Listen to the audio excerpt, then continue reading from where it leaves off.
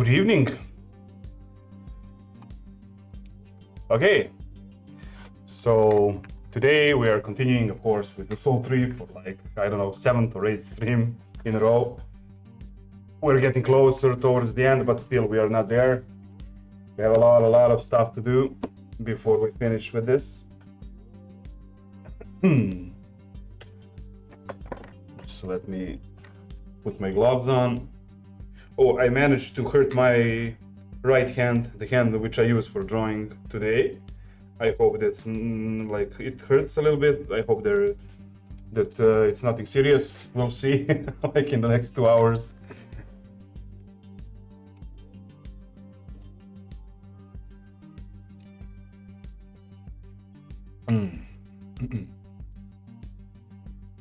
Okay, so where were we?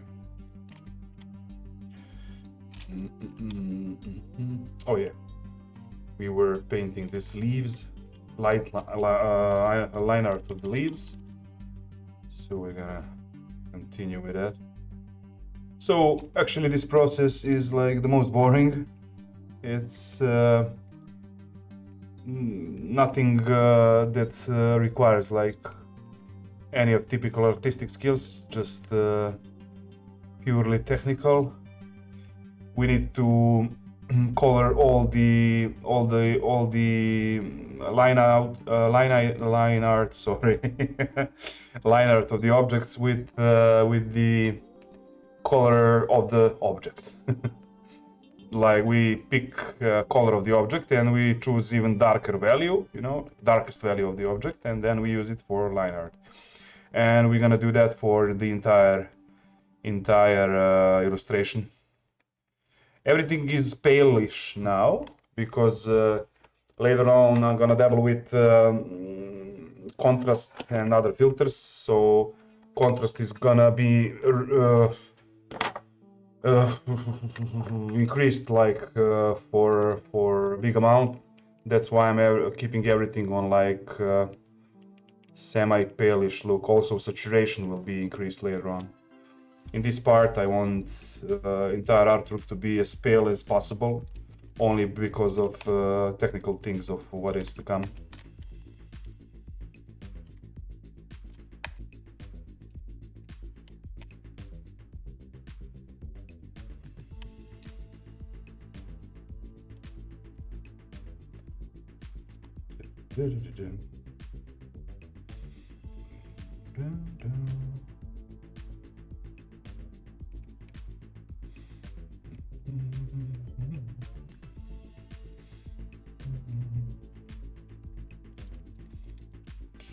Let's correct this. Nope, this is not good value. This is.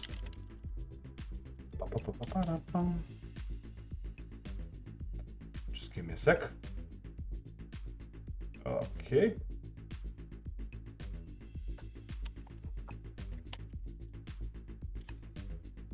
If you have any questions, feel free to ask them. Do not hesitate. I'll be always eager to help and elaborate everything that I can or that I understand, you know.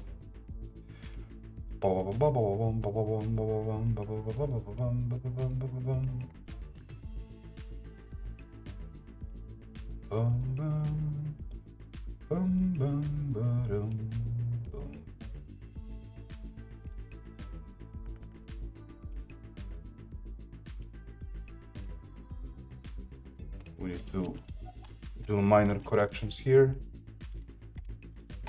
few of them.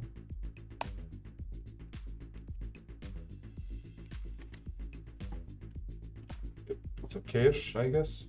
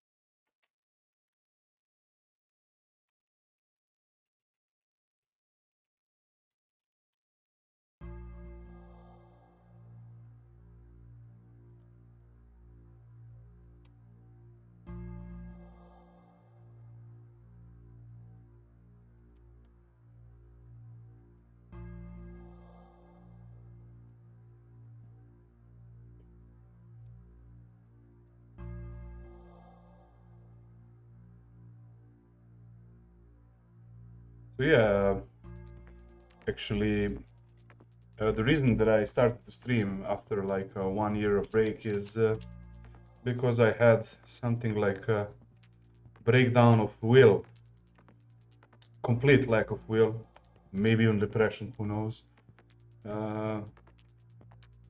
I thought that I could work in the gaming industry, regular gaming industry, but the thing is that it's not for me, man. Or I'm not up for it, you know. I mean, I tried and I managed to like last for 10 months there, maybe, but I don't know, man. It's a different work culture in the bigger studios, you know. That's why I prefer indie studios only, and that's why I, at the end, prefer to work with the smaller game dev studios that counts like 1 to 6 people, you know. It's much more culturally intimate and more natural, you know.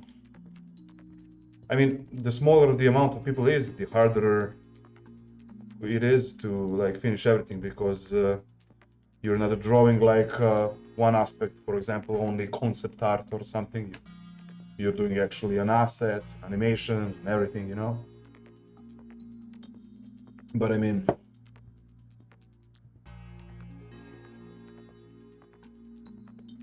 the mindset is different. The mindset is not leaning towards the, I don't know, corpo way of looking at the things, and the money is not priority. And if you are in the gaming for money, then I'm not a good person to work with. If you're in the art solely for money, I am not a good person to collaborate with, definitely. If you're in for the very love of the process of creating and enjoying seeing yourself as a creative person and doing creative stuff, you know, building something out of nothing, then I'm gonna be your best pal.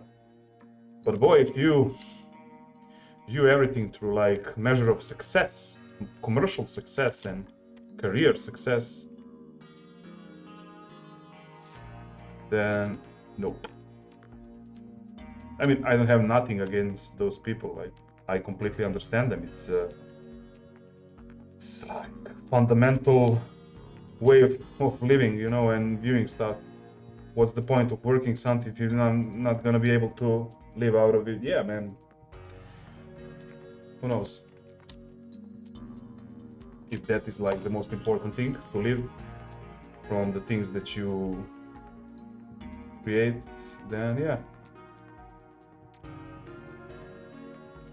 I don't know, being artist in the modern society is a bit tricky because term artist is not the same as it was like 200 years ago, for example. It changed with the industrialization.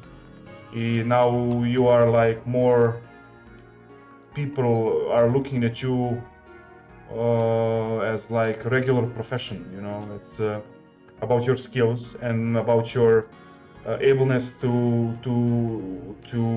we can just lower it just a little bit, this music. It's too loud for me. Let's see how it's for you. Yeah, okay. So it's actually your ability to visualize and, you know, create everything that you are supposed to, you know. That's not an artist, man. For me, that is like profession with good technical skills, but that's not art. What is art? Is art like the ability to draw good stuff? Dude, if that is art, then I'm definitely not an artist, man. But of course, that's not art. That's called skill. And skill and art are not the same. Of course, art benefits from skills, but skills is nothing compared to way of thinking, compared to thought process, compared to spiritual involvement with your art, compared to digging deep in the very essence of why are you doing that shit, you know, in the first place. I mean, if you want to make money and that's the sole purpose of your art, dude, you are in the wrong line of work. Because art requires so much thinking, even when you're doing like simple tasks. Like draw me 20 armors, 20 concepts for armors or something, you know? I don't know, man. I sound so disappointed. That's because I am. And who knows, maybe I'm not right, but it doesn't matter. I just talk how I feel, and never again I'm gonna go against my feelings, you know? Against my gut feelings.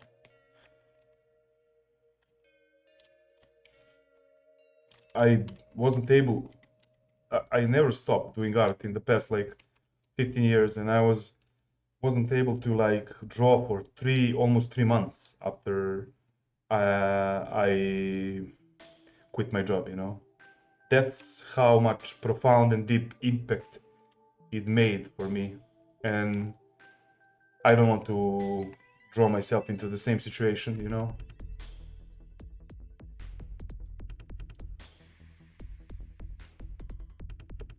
Not everybody is made for everything, you know. It's not like the end of the world if you don't work in the big companies or on the big projects, you know.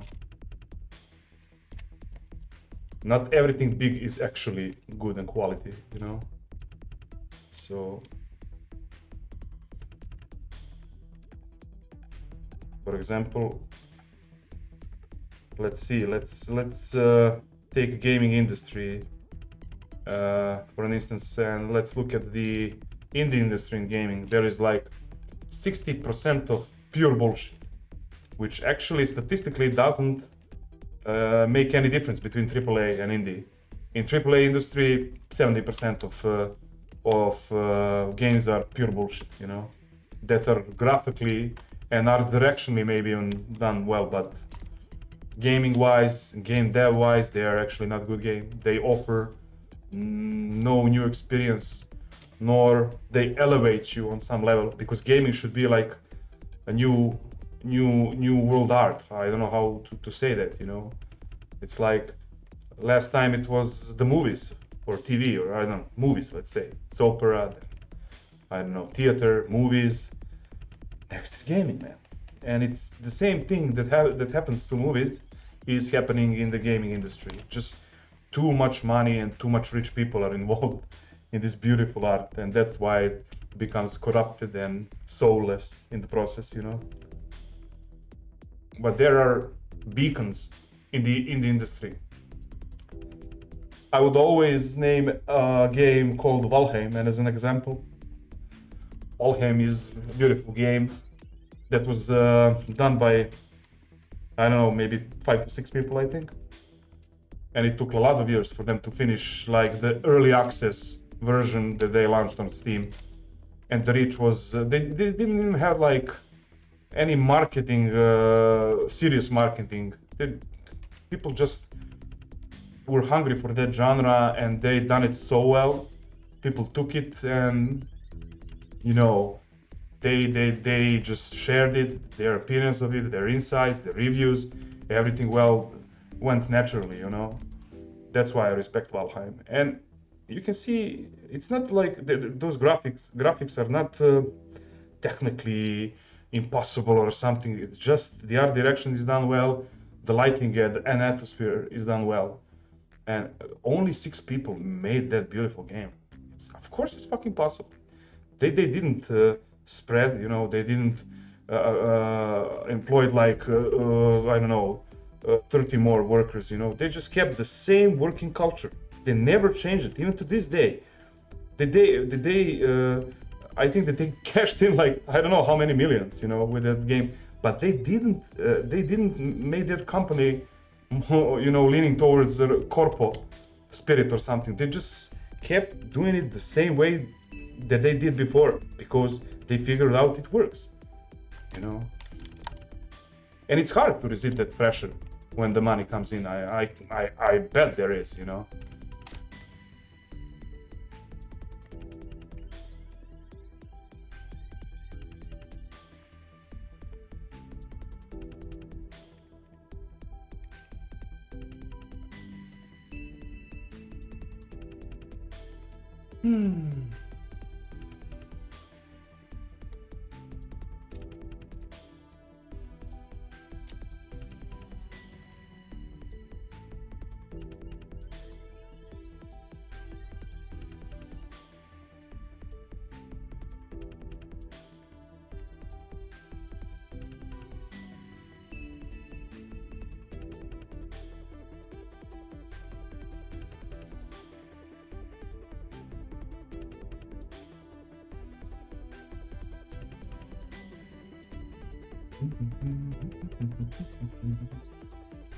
Anyway, that's why I decided to do streams, because I wanted to, again, after that long pause, because I wanted to switch myself back into those days like 1 year ago when my will was enormous and my spirit was positive. My view of the entire process was positive. I kind of lost that, you know, in the industry. I fucking hate the industry, man. I don't know, man. It's just simply not for me, man.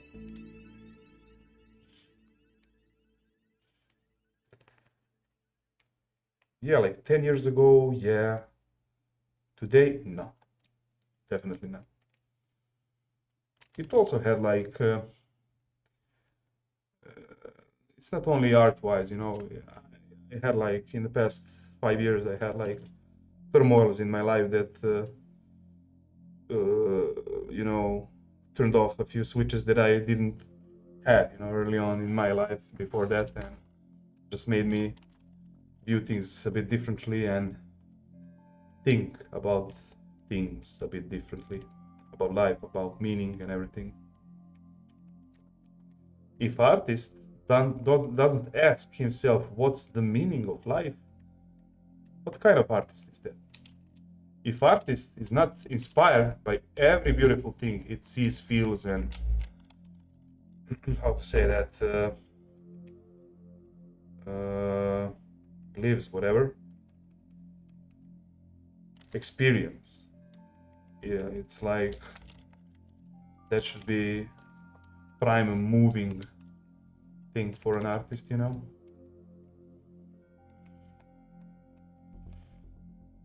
To celebrate the very cycle, the life and death, the beauty of life, the beauty of creation.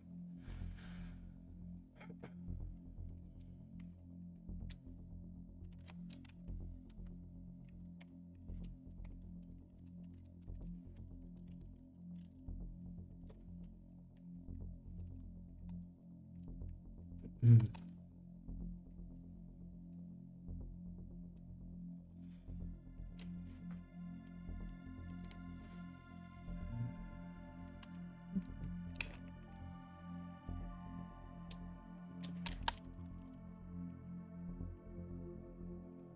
is gonna be a long, long day, boy. A long day.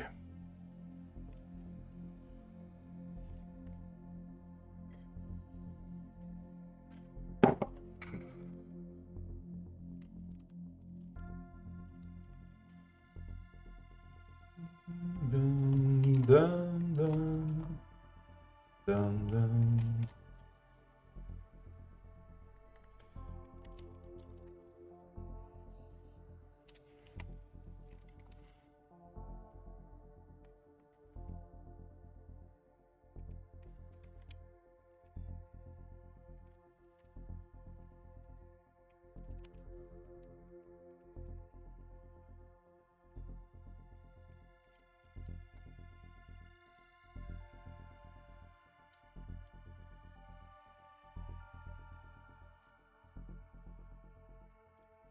Oh, nope. Nope, nope, nope.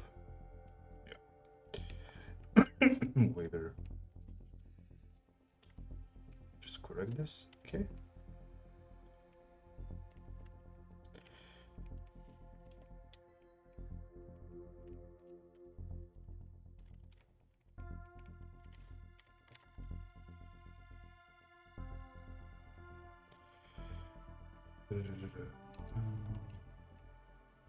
Dun, dun, dun.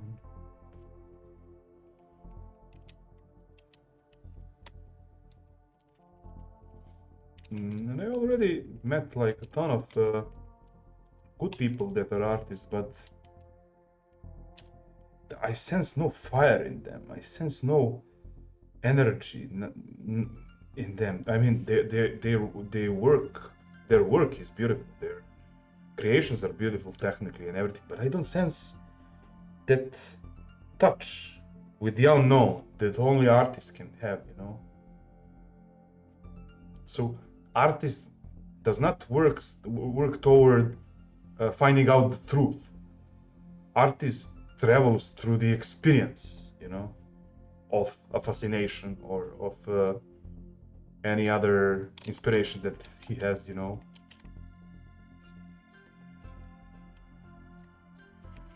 Bunch of people are like looking the art of grandmasters and what was he to say? What was the message? Dude, wake up. It's not about the message. It's about the experience, you know? Because if you try to send you a message, we tend to interpret symbols differently, you know? So his message could be like totally different to you than it is meant, you know, for you, launched from his side, you know? So I don't think that artists are actually trying to send a message. They are just trying to express their feelings, their view of anything, you know.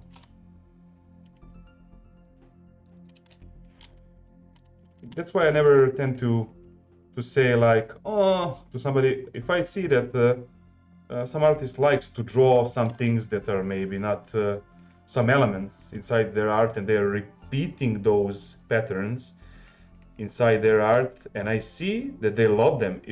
If artist repeats some pattern constantly in his art, it means that he loves it. It means that his personal how to say that, visualization, or maybe even it's not style, it's more like fascination with something that he is implementing in his art, regardless of the natural or the unnatural purpose of that thing, you know. So I never tend to tell the other artists, why are you doing that? That's stupid. That doesn't make any sense, dude. What the fuck?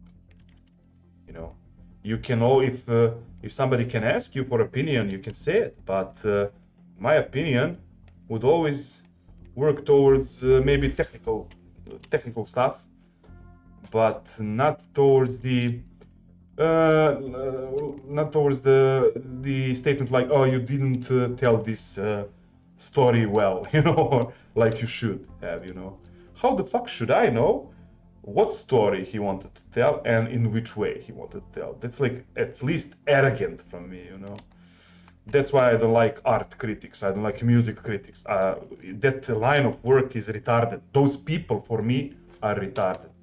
You know, I don't understand the concept of the art critic.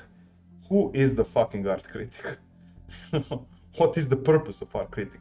So he's something like a middle hand in between the artist and the public, the eye of the publicity, the eye of the common man, you know.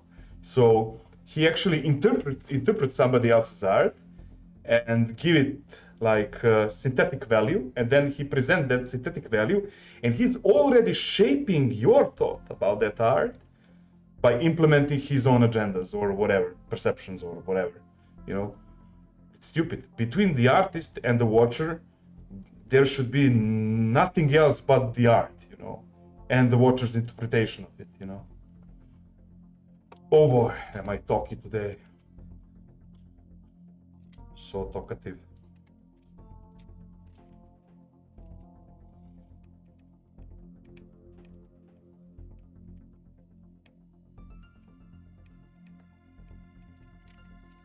So where was it? Yeah, I like meet a ton of really great and even much technically talented artists that I am, you know, that are able to create such beautiful things that I could like work on them for thousands of hours, and I would never uh, could technically go up to that level. And in my younger days, I was feeling bad about that. Later on, I really didn't care. But what I love to see in other artists is that fire, is that a little note of insanity. If artist is sane, if his manners are all good, if he looks like a perfect kind of person, there is something fucking wrong with that guy, or he is an imposter. He's not an artist at all, because art requires a little dose of insanity, a little dose of disbalance in yourself from the uh, conventional meanings and how to say it, not conventional meanings, but conventional way of how people behave and live in this world, you know. That's why when you learn about the great artists in our past, you always see that little disbalance, or little or even bigger disbalance, that knocks them off. I mean, if artist is not hunted by demons, how can he paint it?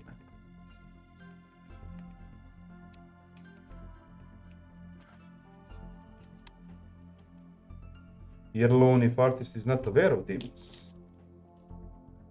how can he paint it? I'm not talking about the regular, you know, demons like in the horror movies. I'm talking about something else, more complex.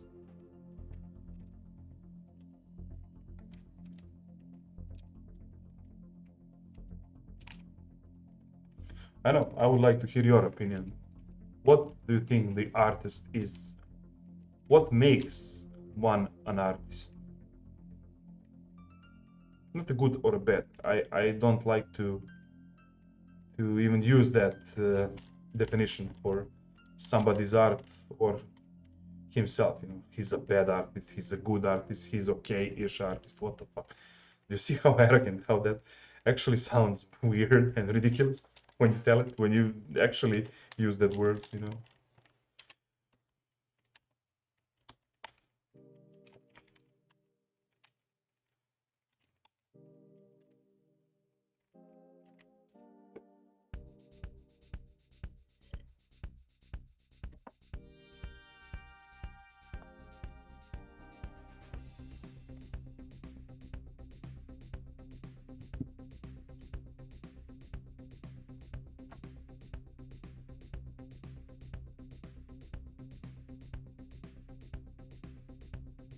Personally, art brings you closer to God.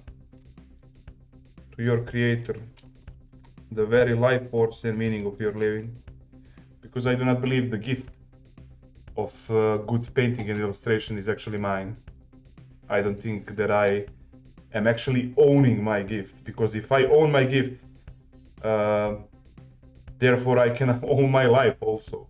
If I own my life, how come I die when I don't want to, for example?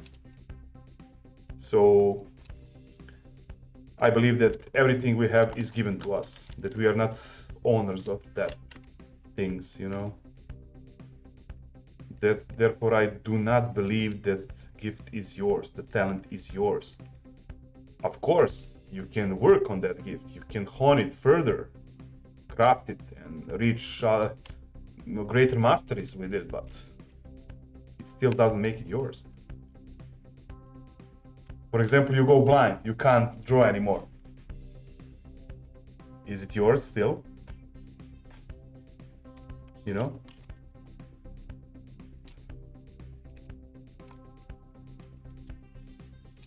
When something is yours, that means that you are the only one that is able to control it, outside of any other thing in the universe. So what is actually ours? What is? I don't know, man. Do we own anything? I don't think so, man. Do we really own anything? Nope. We have just received some gifts, and it depends how will we be able to use them, you know, in our life. That is what it comes to. And those gifts are like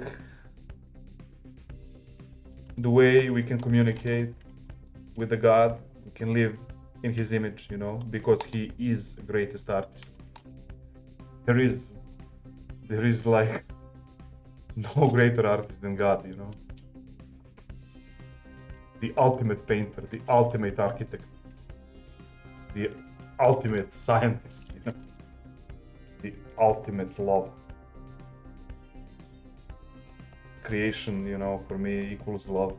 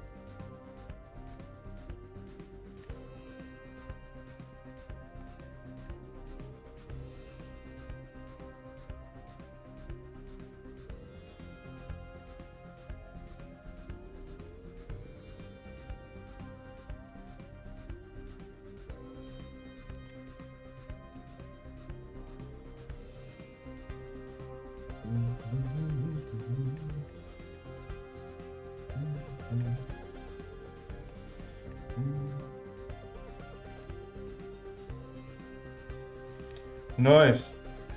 Thank you, Marsa. Thank you, my friend. Thank you.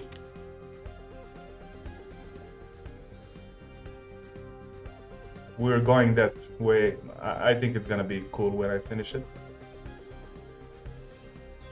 How are you doing? Is everything as it should be?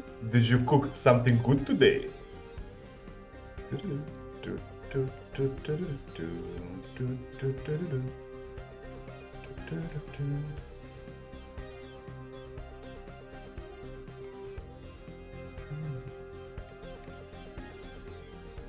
I drank way too much last night. Oh boy, what did you drink?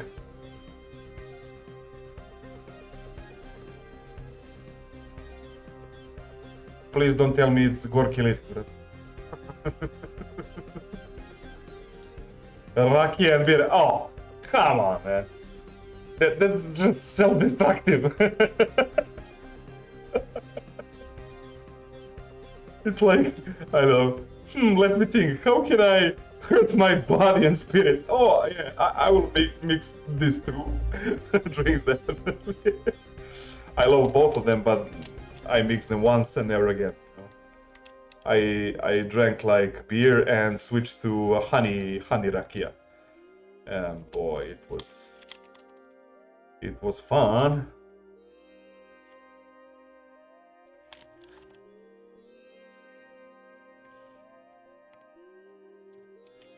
But tomorrow, I felt my head was like 4 times bigger, you know, than usual. Yeah, the worst thing when you mix raki and beer is the hangover, definitely. And I think there is also a part when everything is beautiful to you, but not to the people around you. I'll never drink again. Oh yeah, definitely, definitely. Or at least until Wednesday. But don't mix anymore, man.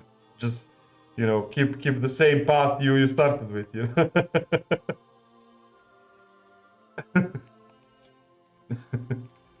Okay, I need to lower these values a little bit, just a little bit. Yeah, like this. This will be perfect.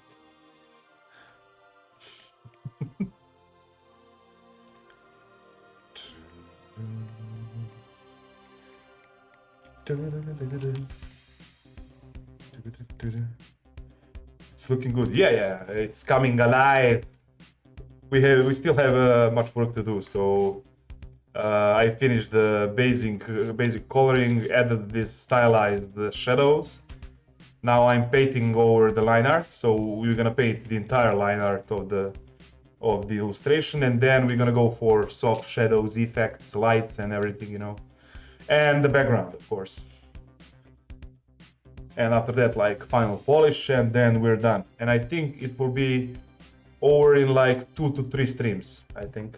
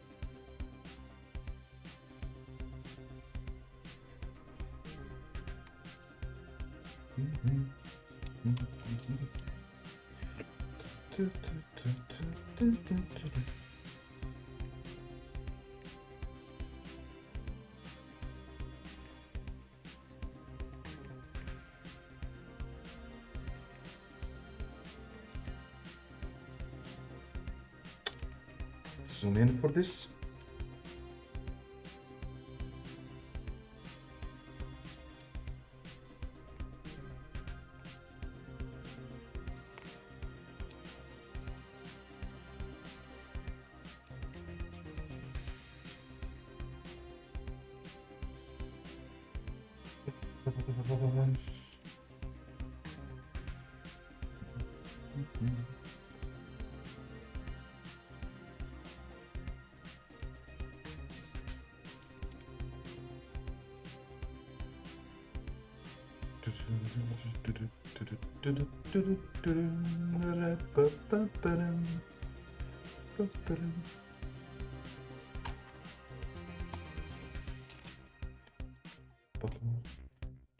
Man, I wish I could draw. It's so relaxing.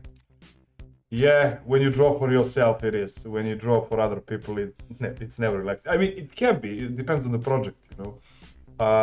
I had the luck to like dabble in some art for other person's video games, and some of the projects were like very, very interesting and challenging, and others were just boring, you know. But yeah, when you do it for yourself, it's a meaningful process. Somehow you feel filled with positive energy, you know. it's therapeutic at least.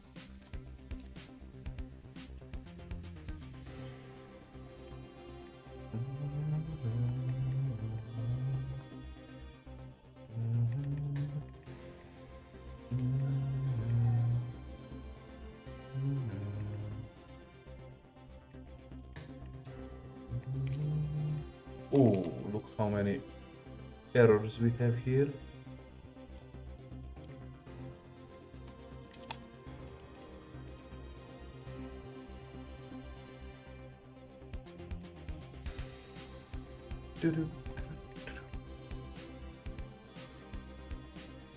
And the best part is like you when you can make music like like I did 7 or 8 years ago, and I made this music for myself so I can draw, you know, this instrumental music so I can illustrate with it in a in a background, you know. I used to make comics, but yeah, I mean, me too also. It's always poorly drawn at the beginning. It's like, you know, it's how it is, you know. How much time you invest will actually reward you later on. But I mean, it's not about is it poorly drawn or good drawn. The very process of illustration and drawing is therapeutic, no matter what you draw. It's like, while you're doing it, you feel so good. You feel it's like, this is as life should be, how to say, you know? This is how people should work. Everybody should draw, everybody should make music, everybody should try, you know, different artistic, creative stuff, you know, like making stuff or modeling or whatever people find interesting, you know. Like our old Slavic grandmas, you know, where they did that thing, I don't know what's the English word, heklanje, when they made like different things from canopy and ropes and silk and, you know, different wardrobes and with the ornaments and everything. So it made them feel good. They didn't do that because they had to. They could make like an ugly scarf, but no, their scarf was enriched with different ornaments. You know, you can express what's on your mind, and so yeah, definitely. So it's actually like. How to say that it's a good pointer that the art is a way of communicating as much as the verbal communication is, you know. It's only on a different level, in a different dimension, how to say, but the communication is still there, you know. Art is there to communicate. It's not there to make money out of it, really. That's the artificial part we people invented, but art, we didn't invent that. I really think we did. We were given that gift now, you know.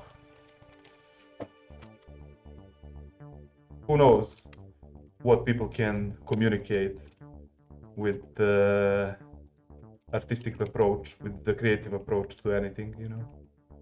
I mean, when it comes to big, when it comes to science, the big brains in science and like most influential scientists were actually creative people with the creative thinking. They thought outside of the box. If you're thinking inside of the box with boundaries, you'll get nowhere. You need to change the rules in order to develop new things, you know, to make up something new, find out the new boundaries or anything.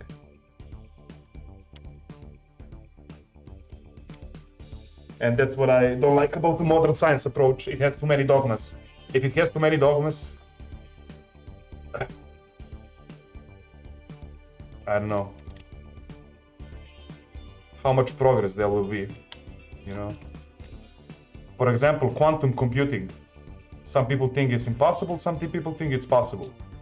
I think it will depend on the creative mind inside that whole community, you know, in the future.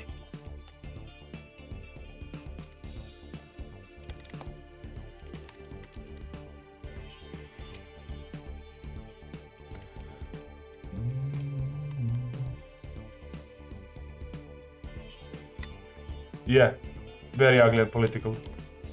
Yeah, I was just speaking about that, I think, in the last... yeah, let me just lower this music a little bit for myself. just a second.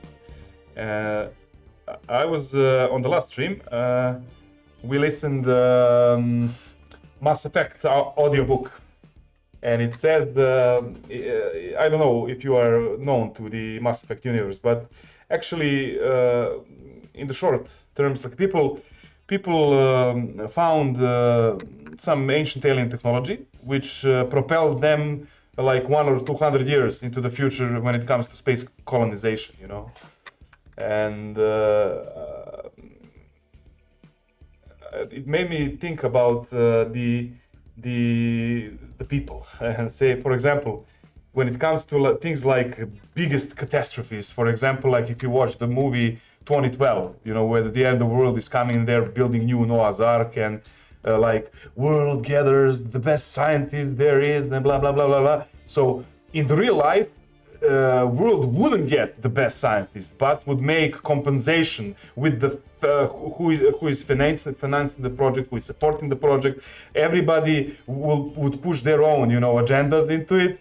Therefore, there would never be a best like a scientific dream team which can do some big achievements, you know, which can save eventually the Earth. I don't believe in that, you know.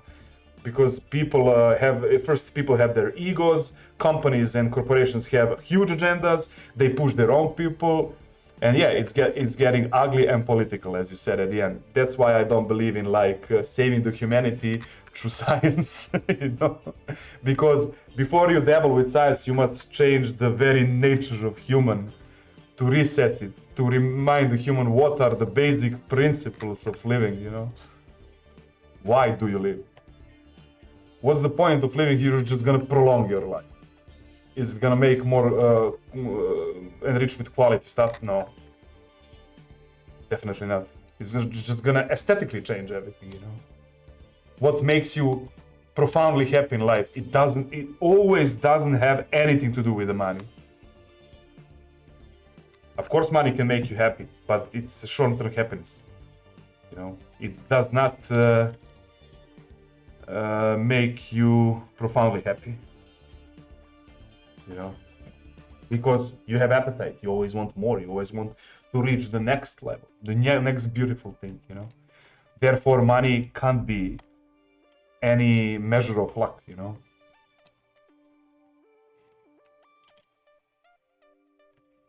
And in the science, there is. I was also talking about that, the great filter theory, that mankind will actually never conquer space and colonize space, because mankind will always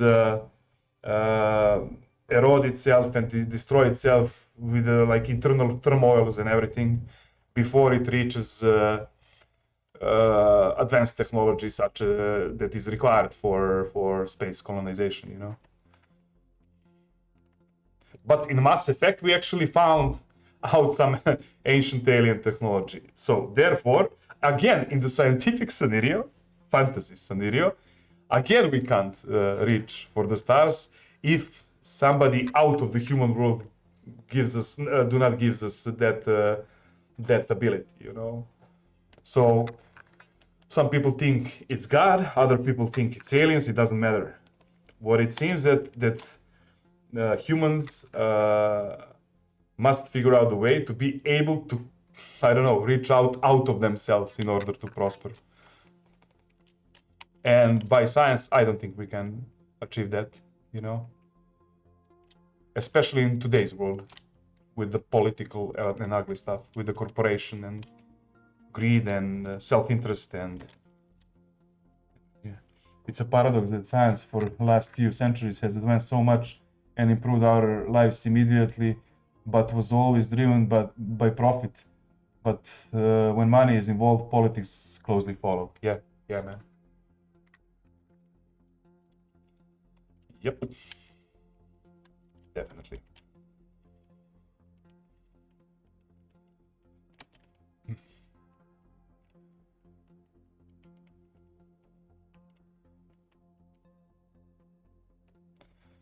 Definitely, man.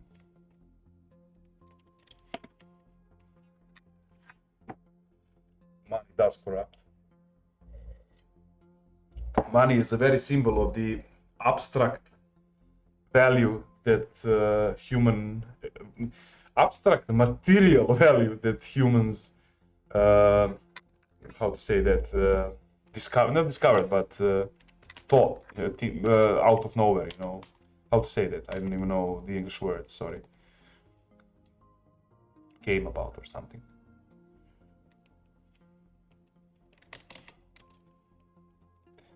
Before that, it was a trade of goods, you know. I have this, I give you this, you give me that, and that's it. No, with money you can create so much complex systems around it, like banking and like debt and like credits, social credits later on, you know. Therefore, money equals devils for me. I'll be always very careful with money, because it can corrupt your soul. Money has become power in this age. Yeah, man. Imagine just, it's like, imagine striving toward more material wealth that you don't actually need in order to survive and live quality life and live good. I'm talking about the huge wealth. I'm not talking about the money you need to actually survive. And humans love power. It's called lust. Yeah, you can always come back to the origins of the sin, you know, and the seven sins of humanity. That is like the 7 negative patterns. Humans have a ton of beautiful patterns, like compassion, love, I don't know, but those seven deadly sins are way fucked up, man.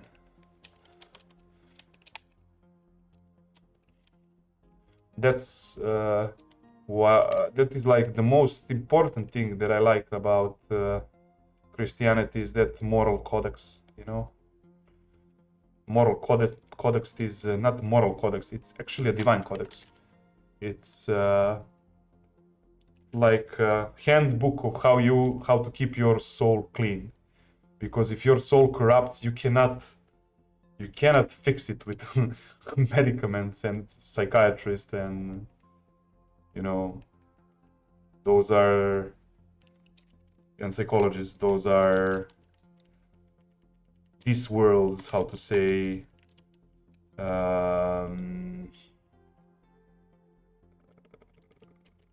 physical states or psychic states that can be fixed. But when it comes to soul, it does not have anything to do with social or material world, because the social world is also intertwined with the material world. It builds on each other, how to say that.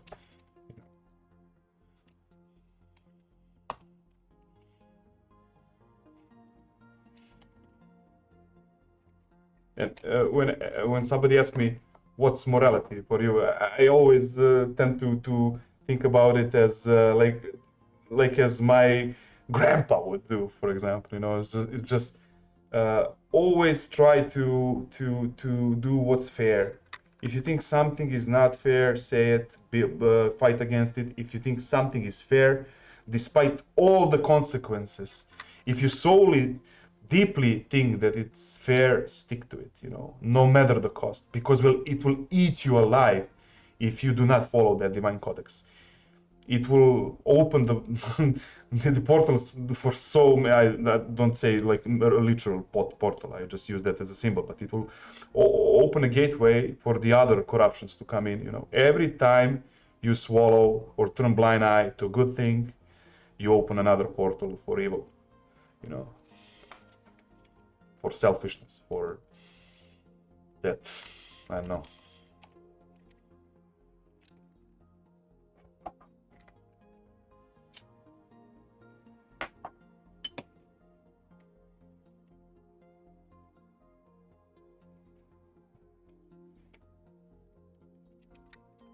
Oh, it takes damn courage. For example, when I was, my background up until 34 years, let's say, that was like 5 years ago, was purely atheistic. I was an atheist. I was governed and how to say that, I made my living throughout this material world, respecting the science and smart people, respecting intelligence, respecting the process of scientific methods, respecting the academic view, respecting the intelligent view, dismissing everything that has any vague sense to it. I rejected anything vague. Yet I was an artist, and I created a bunch of fantasy stuff. I was in love with the fantasy. I was in love with dragons, with magic, with the higher beings, with what one could say, like the perception of how human could actually be in some other world. And even in that better world, even in that advanced world, there is always like that other shadow side. So that's the constant. That's why the moral actually exists, because uh, uh, there are no good times, bad times. It's always constant.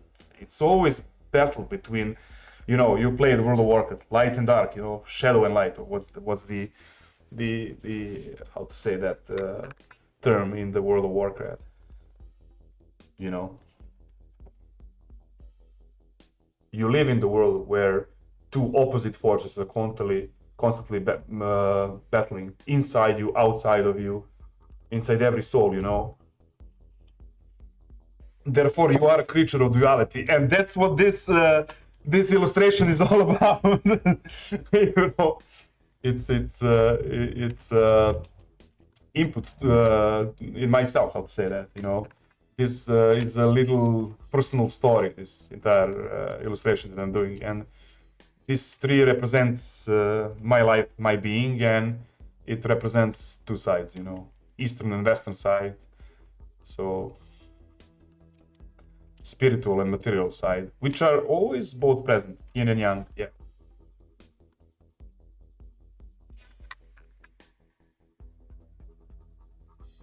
Because we are creatures of earth. Human comes from world Hamas, which means earth.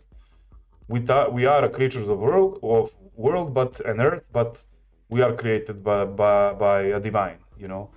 So through us are not flowing only the gifts of earth, but the gifts of divine also. I call it divine. You call it whatever you want. Yeah.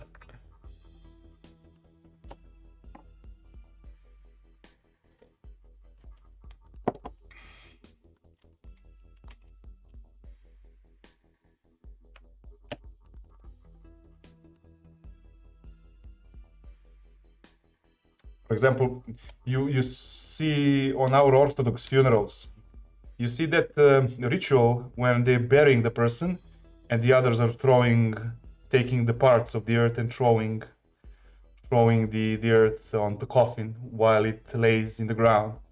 That's not a Christian tradition. It precedes Christianity. It's founded in our pagan culture, which leans toward that. Yeah, doesn't matter. It's important to think about it. Yeah, it's always important to think about something that is not on the very reach of your hand. And it's not about are you a Christian or not. It's about who are you. To discover your real self, to see your inner ugliness, your demons, to see how much corrupted you are, how ugly of a person you can actually be. And we tend to go in life, doing that stuff. We don't even twinge, we don't even spend one part of a second to self-analyze how dirty we are, how corrupted we are, how sinful we are, how selfish we are, how envy we have, how much envy we have, how much hatred we have. And we often tend to confuse that hatred with the righteous battle for something. That goes to all sides, not just on the one side. I saw it on even in the let's say religious community also. I see it a lot. That disgusts me.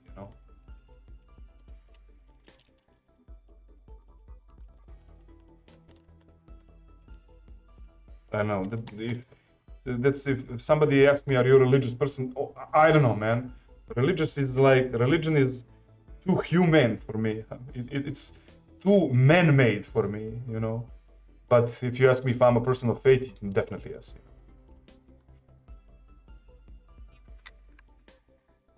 But I don't take for granted religions, because I think that the rituals that modern religions, like Abrahamic religions like Christianity, Islam, and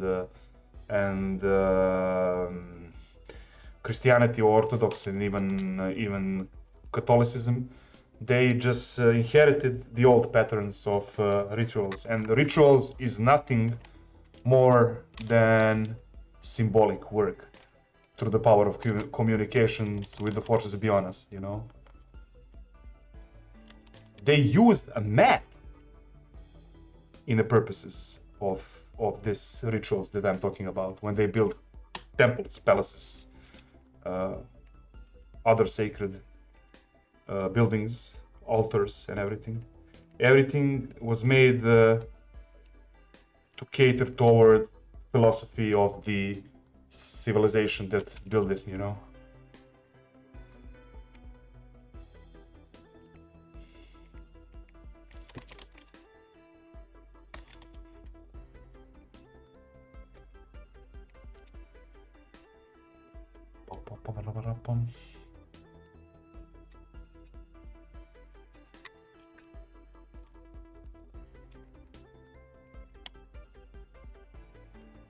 It's that feeling where you're feeling like, at the same time you're feeling like you are of this world, but still you feel like you are not of this world. I don't know. I don't know. That sounds ridiculous and retarded, but that's like the feeling that I get for the humans, you know, us, you know. We tend to think that we are doing everything by a self-control or some kind of, if not self-control, or then some kind of chemistry or everything, but I don't think we are. I don't think we are so independent and free-willing as we think we are, because even if we have free will, we bend down to the power of symbols. Not only, I'm not talking about religious symbols only, I'm talking about the social symbols, which are actually religious. You know, for example, swastika, for example, the hammer and what's the English word for the communist that used the English word for the other tool, the hammer and I can't remember. Psych.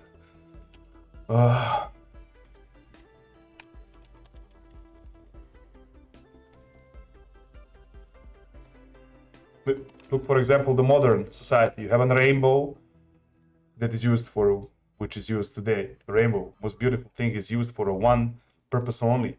So I can't actually use rainbow today without people thinking that I am fighting for rights of the LGBTQ plus X, Z, Y, whatever. You know, I don't have nothing against that community. I'm just saying, it's like when you institutionalize the symbol, it has higher meaning and higher strength to it. Cycle, yes. I know how to spell cycle, cycle, sich.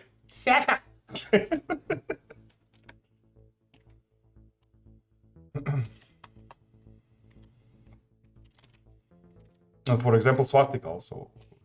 The one of the oldest symbol there is in the civilization. It's even today, they don't show in the Indian movies because of the world around India. But when you come to India, you can see a bunch of swastikas, you know, here and there on the buildings, on the monuments, on the whatever posts. And swastika is a common symbol there, and it has nothing to do with Nazism, for example. It's an ancient symbol that probably is of a solar of cosmological meaning, something like it represents.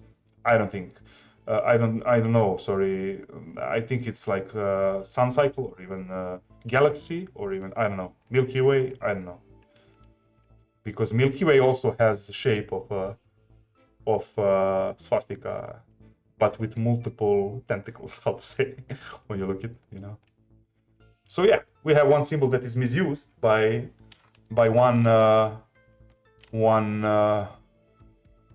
Nazi organization and state, and today, if you wear swastika, you are ultimately bound, you know, in other people's mind and eye with that kind of community. I don't wear swastika for myself. I'm a Christian. I don't dabble in that occultism stuff, you know. But I'm just trying to say how much we take for granted everything we see, you know. Therefore, we also take for granted everything we see in science, and we get informed, you know, about in science community.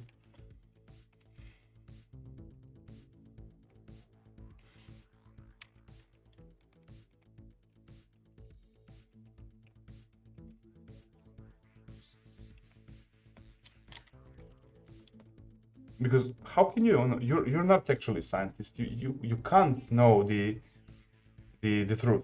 You know, you don't know the process of truth of the entire scientific method that went to the truth. You need to someone to elaborate you and for you to understand, and only in that way you can say, yeah, it's truth. And by saying it's truth and not knowing anything about the process, or even like 50% only, you actually don't know if it is the truth, you know. You only know what is told to you, you know. So yeah, it's a religion for me. You know, it is when it comes to philosophy, it is same thing as faith. You take information, you process it by logic and faith. Yeah. It works same for religious people, you know. These tactics are different, you know. Yeah, I mean, science has like methods that are representable, and you can see them in the real life, but you know, Jesus was also an ultimate necromancer. He raised the dead, you know. So I don't know. Is it just stories? I don't know, man. I really don't know.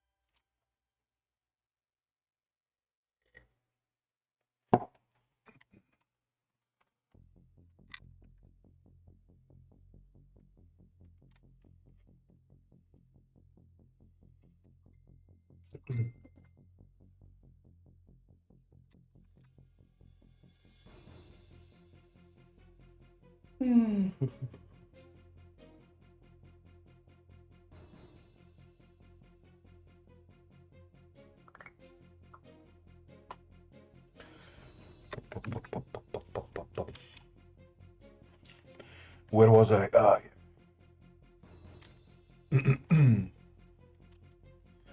Almost done with the crystals, with the quartz.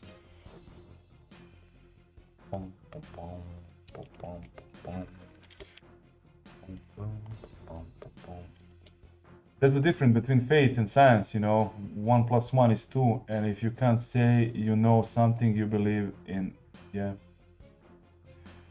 What do you mean? Sorry, let me read again. That's the difference between faith and science, you know. 1 + 1 is 2, and if you can't say you know something you believe in. I don't think I follow you, man. Sorry, can you elaborate a little more? Maybe it's only me being stupid. Which I don't exclude at all. If you believe in something, yeah. You don't know it's like that. Yeah, man. When it comes to math, we are learning the math that comes from the universities that are putting like one yes on some mathematicians' work, for example, through history. And you had a bunch of mathematicians, bunch of school of thoughts, and not all school of thoughts went in the direction 1 + 1 are 2. And so I think there is like a ton shit of different math even in this world, but it's simply not mainstream because it's not supported, because that college or university doesn't have any credentials that are good as, for example, the leading university in math or something. I'm not too much in that sphere. How to say that? I didn't investigate it at all, but I think there is actually a lot of math that we don't learn and we don't use, therefore is almost non-existent to people, you know. Theories in science are closer to religion. Yeah, man. I mean, it's creative thinking. Good theories, best theories are always the best creative thinking. You know? Supported by a knowledge that follows it, of course.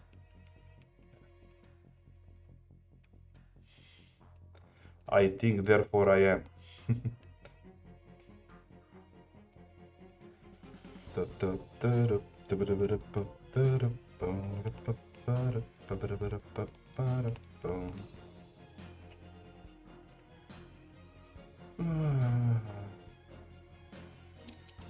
Well, do you know how I see that something is religion or not? If it has zealous followers, if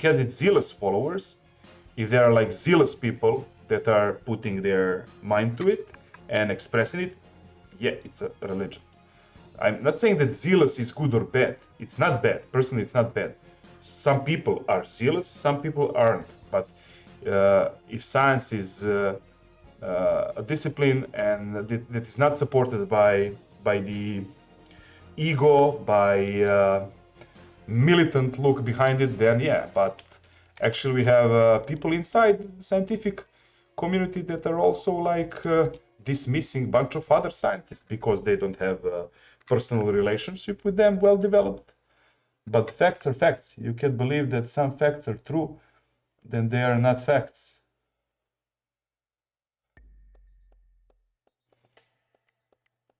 Facts are facts. You can't believe that some facts are true. Dude.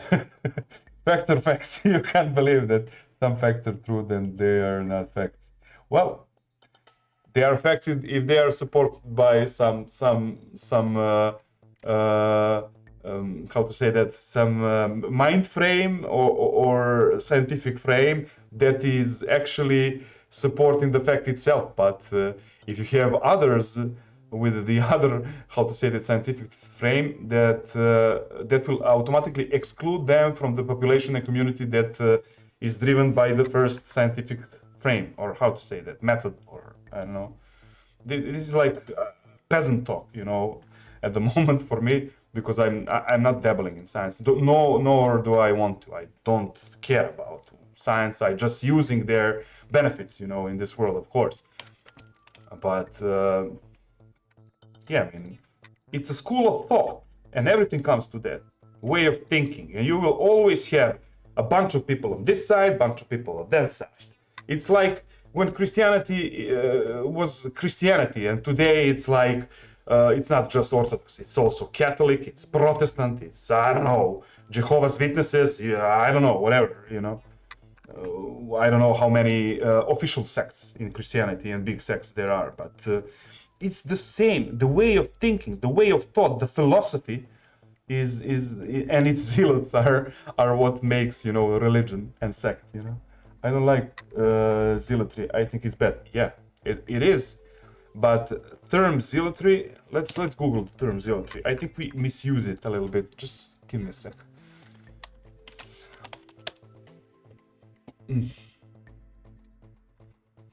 Zealot, member of a Jewish sect noted for its uncompromising opposition to a pagan Rome. No. This is historical aspect of the world. Just let me try to find more of meaning. Fanatical partisan. Kepler is a member of a fanatical sect rising in Judea during the 1st century AD and military opposing the Roman domination of Palestine. They fought the most famous battle. Yeah, there are paladins. Zealots are Jewish paladins. So, yeah. But you have also you have like people that are mad in love, for example, in God, and they are not zealous in the negative way. They are zealous when it comes to their love, but they are not trying to make other people feel and do the same way as they are doing or feeling, you know, towards their creator or the creator, how to say. So imagine how would world work if we all think the same. You know, it would be a pretty fucked up world. And I think that the current politics and culture and postmodern thought is leading towards that, you know, towards it doesn't matter what you think. Here is the new moral codex. So we are actually saying that the moral codex that comes and derives from the divine doesn't matter, but yet we are putting some social new moral codex that we will have to follow, you know, the new human rights stuff and everything and blah blah blah blah blah.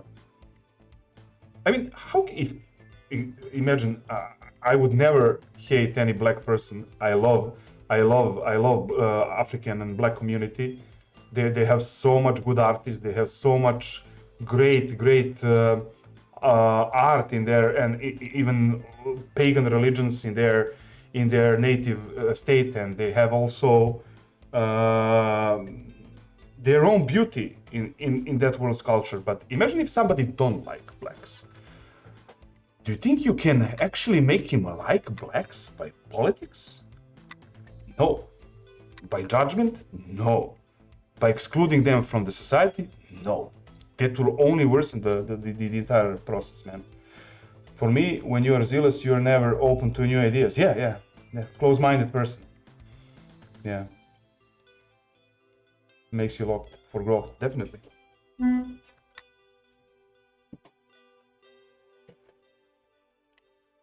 Definitely.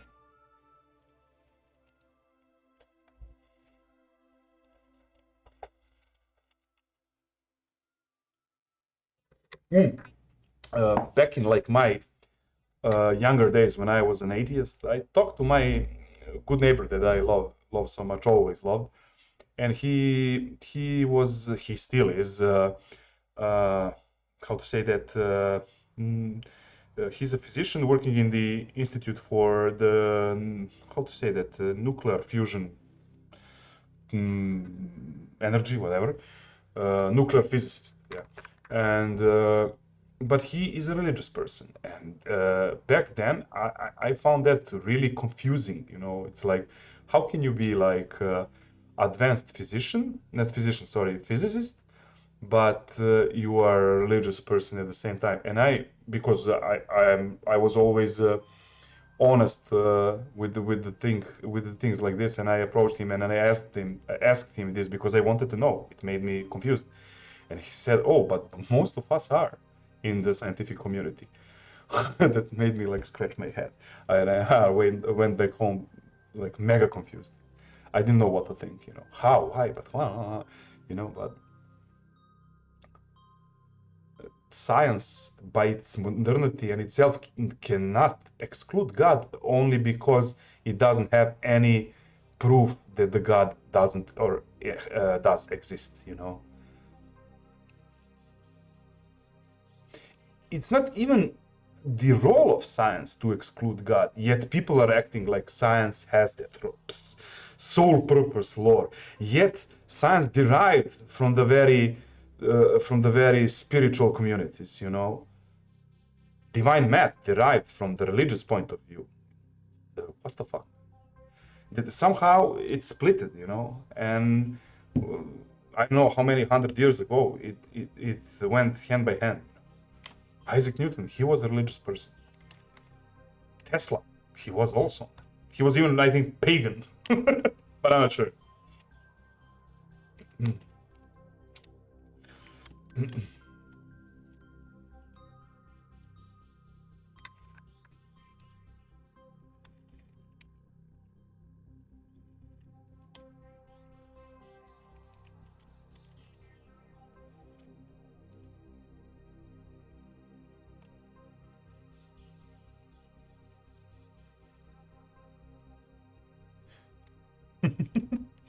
I can barely see this line art, man.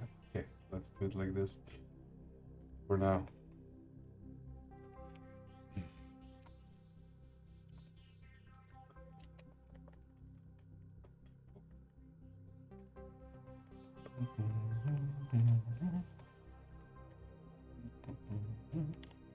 Well, science became a philosophical thought. Well, if it was of a philosophical thought, we will actually have a wealthy science discussions and narratives, but no, it's not. It's more of you have gatekeepers behind it. You have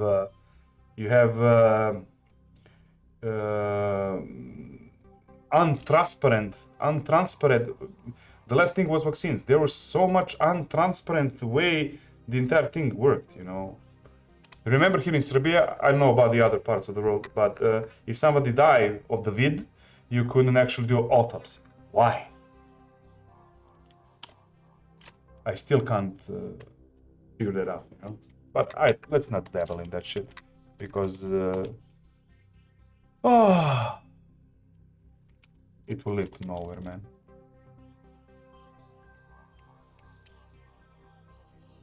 Fuck vid.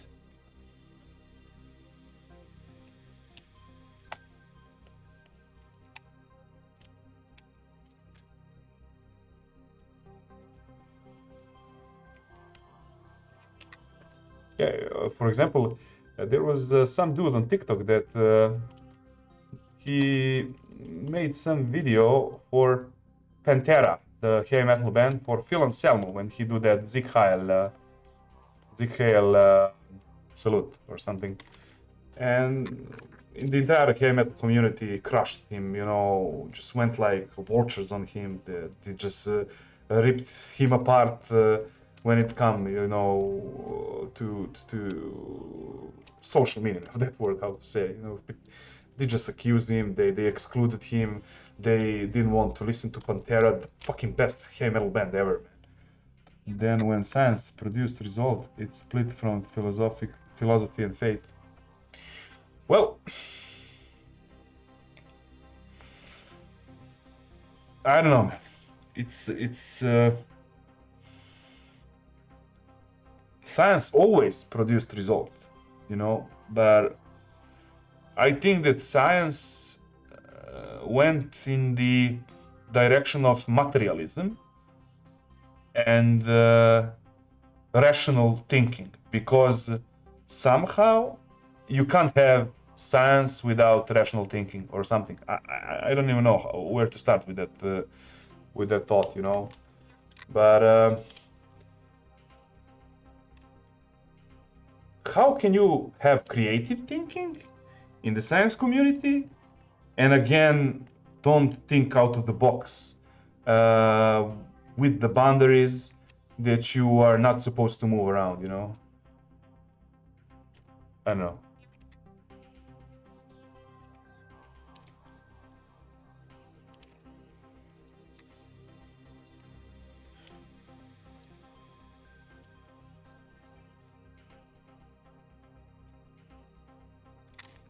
Let's see this.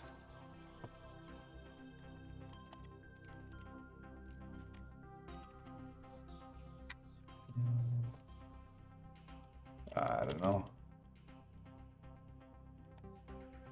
Maybe white. This.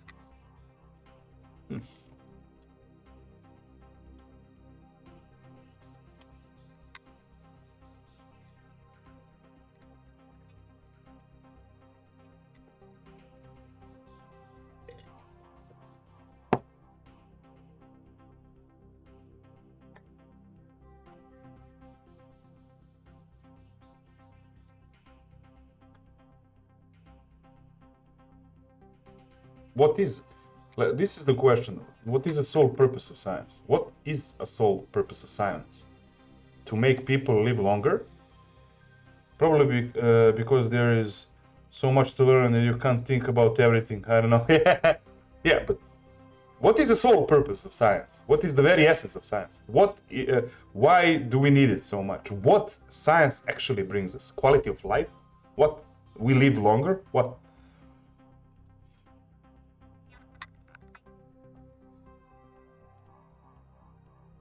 I mean, yeah, it brings us this. You can talk with me through the internet, even if you are 1,000 miles away. You know, okay, I get it. But except for the technology and the modernity and the material progression, what is the sole purpose that it can bring us? What? That's the question. When that question leads you to the theological thought, you know. Science is there to bring us closer to the God, and scientists can't deny that. But I mean, that's the sole purpose of science. Everything human to do in a very organized and focused way that is like filled with rituals, and science has its own rituals. It that just doesn't view the stuff as a rituals, because if you put something into a frame and repetition and all the frames and repetition has its meanings and the compositions, they always lead toward the rituals. We are people are persons of ritual. Therefore, silence science works towards the bringing human towards the God, you know, closer to God.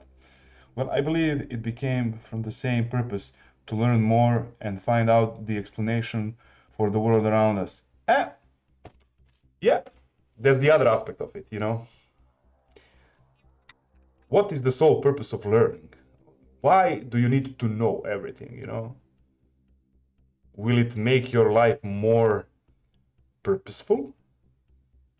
I'm not advocating for like it's bad to know stuff. No, of course, man. But if we learn only to know more,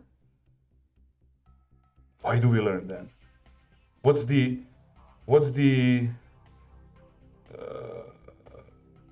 I don't see the, how to say that. I don't see any concrete philosophy behind that.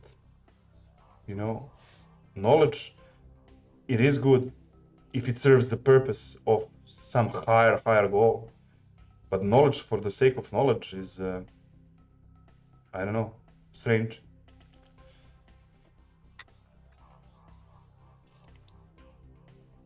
Oh yeah. Later it became a weapon to conquer the world around and drifted away from its original purpose.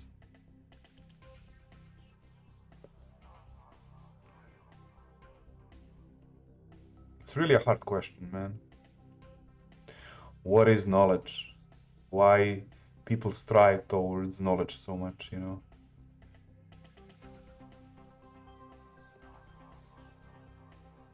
And even if you look like the theological background of that, you know, the Adam and Eve, the tree of knowledge, you know, and everything.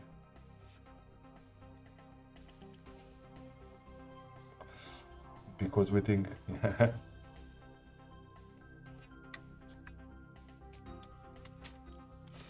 definitely.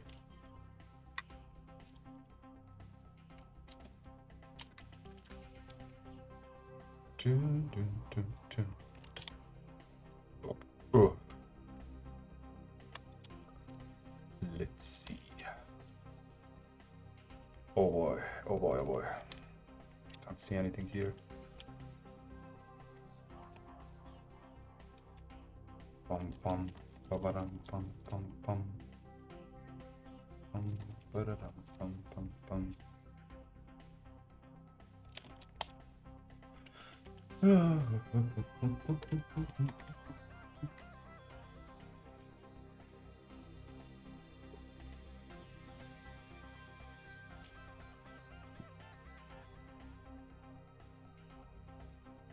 So you would say that the sole purpose of science is to get the better insight into the world around us.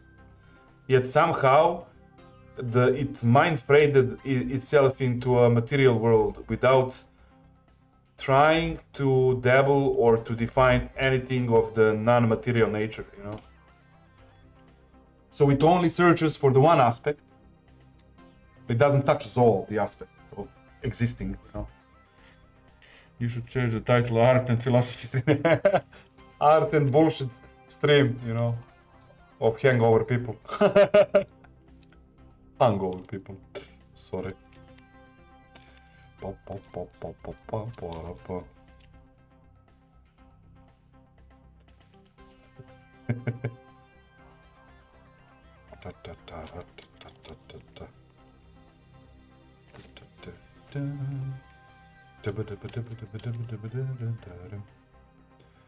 I don't know. I would like to like have a guest on the streams, like somebody who is has more insight into these questions and themes more than two of us, you know, and just to let him speak the entire stream, just to listen to him, you know, and ask him a bunch of questions, stupid and smart ones, but mostly stupid.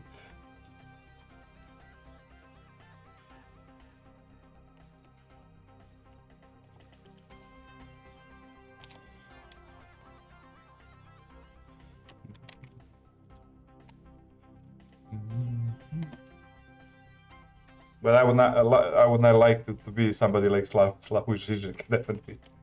Yo, if you guy,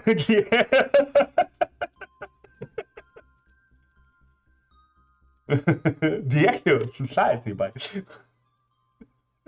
Sorry, that's just immature from me, but still, man.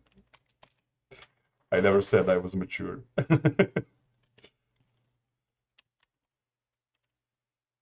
Shower thought stream, yeah.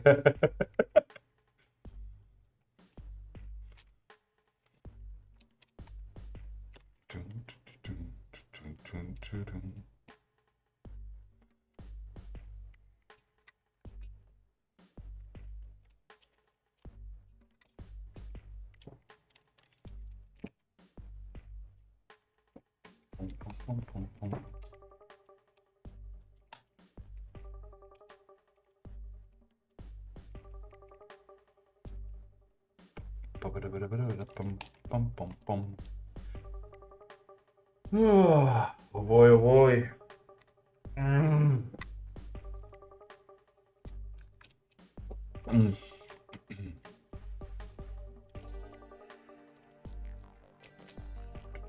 What? No?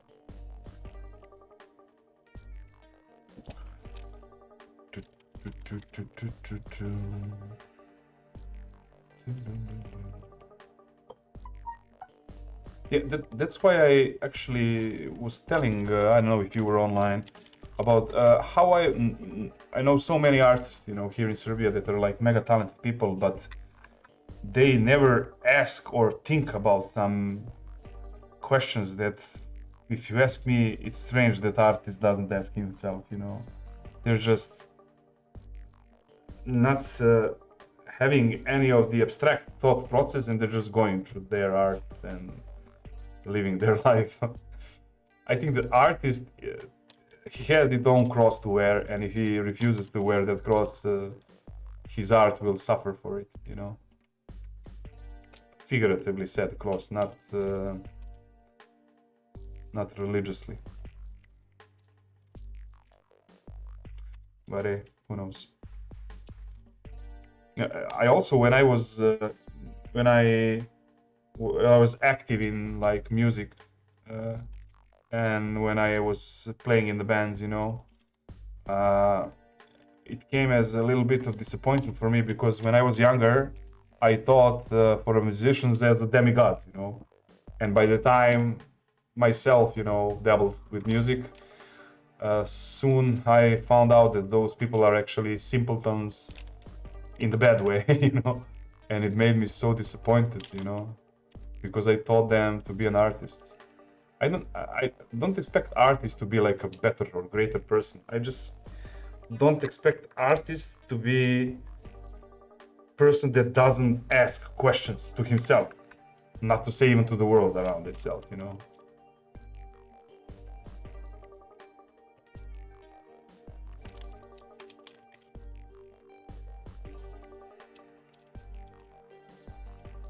And a bunch of them often like work even in the good, have a good careers in the gaming industry, for example, doing on someone else's project, not touching their own project, touching their own work, not exploring their own artistic world. They just hone their skills. Their skills is getting so much better. They are a monster of an artist when it comes to I would say to technical side of the skill. When it comes to the art itself, they don't actually have any of their artwork, and if they do, it always leans towards that industry stuff. Well, being popular and being an artist is not always the same thing. Yeah, definitely, man. Definitely. That's when the devil knocks on the door. That's when the sin dressed in a mask of ego comes. I mean, it's hard to be celebrity, I think. Dude, imagine you can't even fart on the street without paparazzi knowing it. It's fucking annoying. They have their own horrors. We casual people fortunately don't have to live through.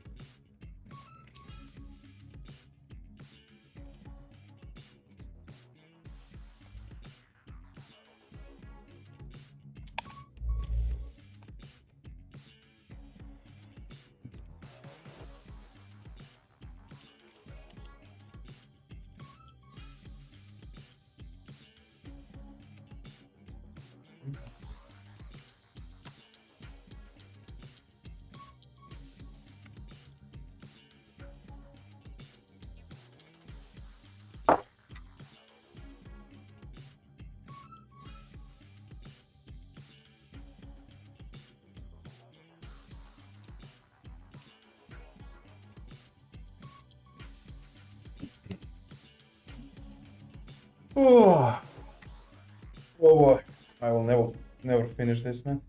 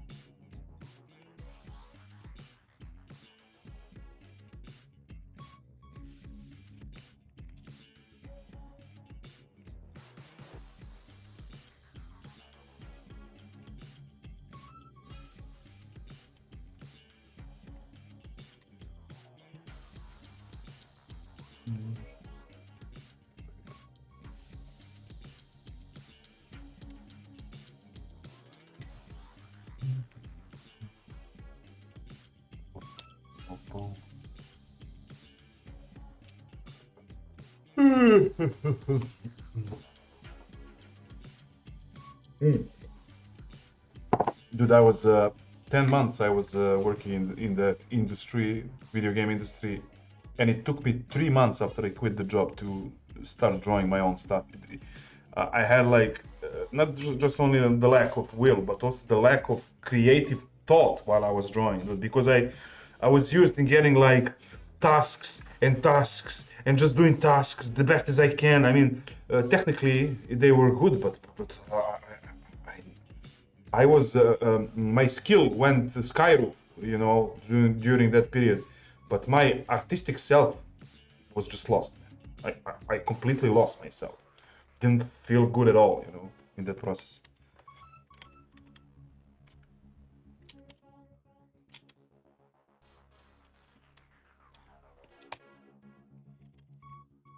And it's sad when in the industry those people are called artists. One who works in the industry. Dude, when we work in the industry, we're not artists, to be honest. We are just, we have a service of skills that we get employed for. Somebody employs us for the service that we can do for them. That is not artistry. That is, I know, same as shoemaking.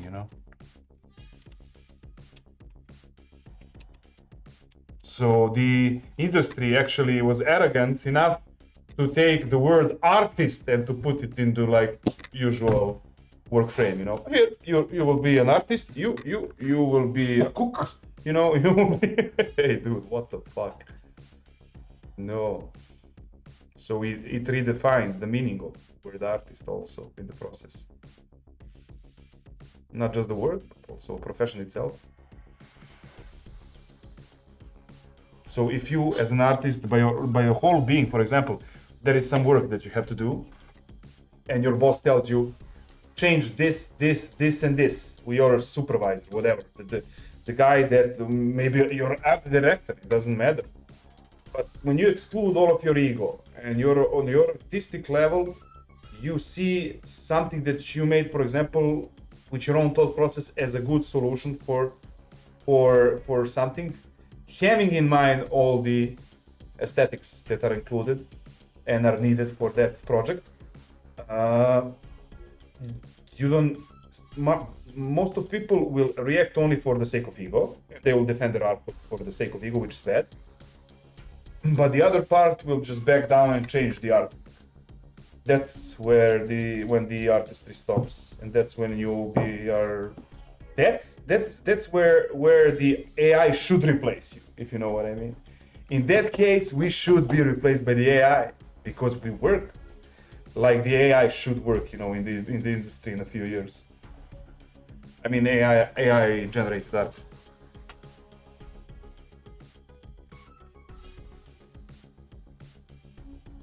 So now that you like doing that machine work that you call artistry, is gonna replace you.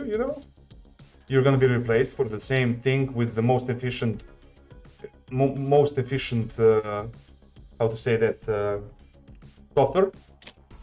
You are like crying around, dude.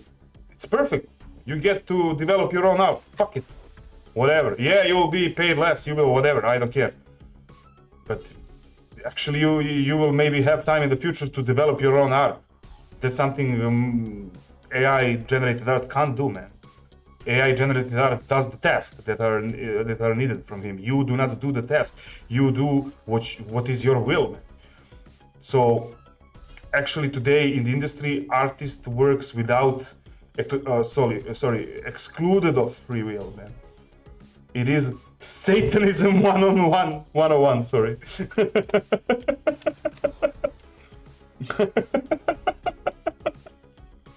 I mean, it's funny and it's sad, man.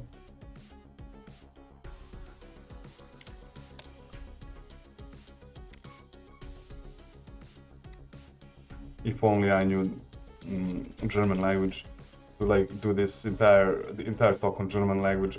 I bet I would sound like a young Hitler or something.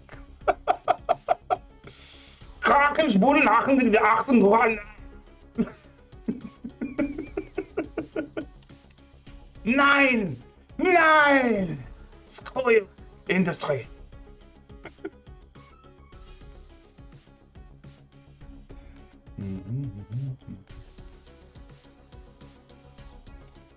Well, but also I think that every artist should dabble with the industry in his life because it skyroofs your quality of work in the short amount of time.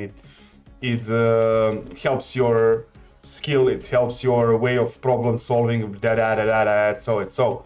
But it kills your soul a little bit. If you're willing to kill your soul a little bit, if you're willing to sell your soul to a devil, you need to be an industry artist. Come on. Everybody sells its soul to a devil once for a while. Yeah. But if you work like 10, 15 years there and you have like big paycheck and you love your work, you really love what you're doing, you're not an artist. You are doing what somebody else tells you. What you're just an employee. You're not an artist, man. What the fuck is wrong with you? Don't lie to yourself. I mean, you can be happy, of course. I'm not gonna exclude that, But essentially, you are not artist.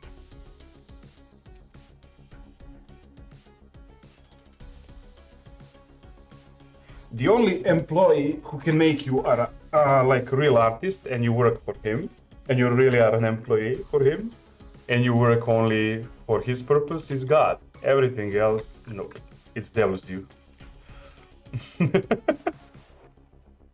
I mean, yeah, it sounds ridiculous, but dude.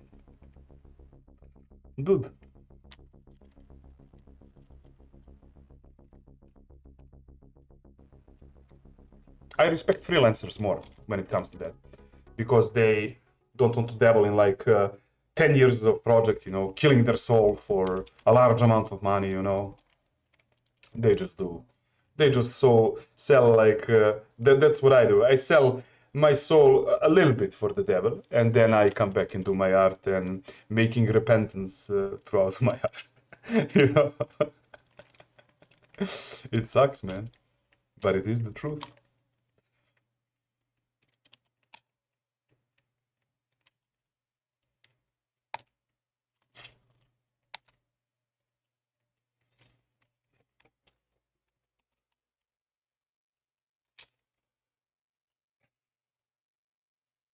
And that's why I am not like zealous when it comes to science. It's systematized everything. It systematized the view of the world. It systematized everything. I don't want. It's not about being right or wrong. It's about systematizing everything. You are not number. You are not statistic. You are not how to say that, stupid chemical gene pool or something. You're a human being made by God. You know.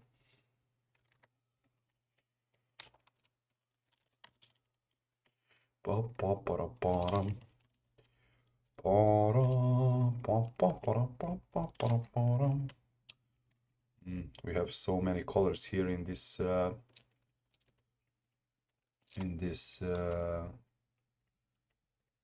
eye.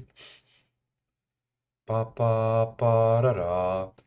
I is I. Pa pa pa ra ra. Pa pa ra pa pa I. Pa pa pa ra ra.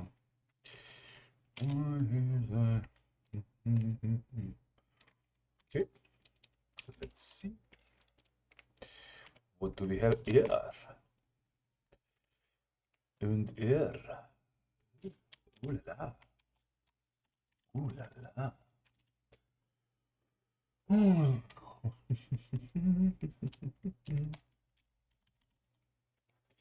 Nope.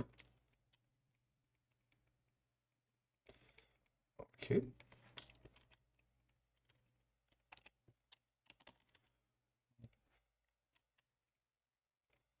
Later on, we're gonna do some effects here on this eye. I just need it like very simple like this for now. Maybe, just maybe, Naughty Girls Needs Love too. I'm gonna reduce this color here for now. Okay. Maybe, just maybe. Okay.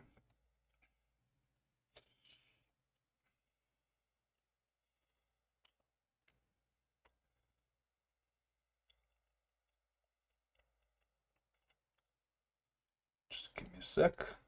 I want to continue that audiobook that I listened yesterday, but I can't remember. What was it? What was it? Who is it? Who does it? The Life of Greece, Durant. No. The Fall of Constantinople, yeah. I'll be right back. I'm going to take a crap. Be right back. Which the Emperor Andronicus II had hired as mercenaries, defeated Osman near Luki. But the Catalans soon revolted against the Emperor and involved the Empire in 10 years of civil war. During those years, not only did numbers of Turkish troops, hired either by the Emperor or by the Catalans, move to and fro across the Dardanelles, but Osman was able to consolidate his hold on the countryside as far as the Sea of Marmora. He also took the lead in expeditions that were not strictly his concern. In 1308 it was his troops that took the major part in capturing the last remaining Byzantine city on the Aegean coast, Ephesus, though it was given to the Emir of Aydin.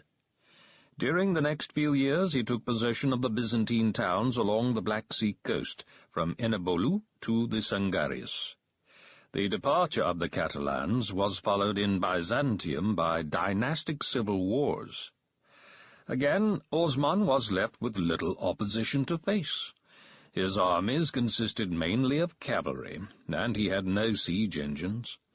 In order to capture fortified cities, he would sweep through the surrounding countryside, driving out or enslaving the local peasants, and settling his own followers there. The city would thus be cut off from its sources of supply, and, unless a relieving army cut its way through, would be starved into surrender. He now concentrated on the city of Brusa, set on the northern slopes of the Olympus range, with strong natural defences and well placed to be a centre for operations along the Marmora coast.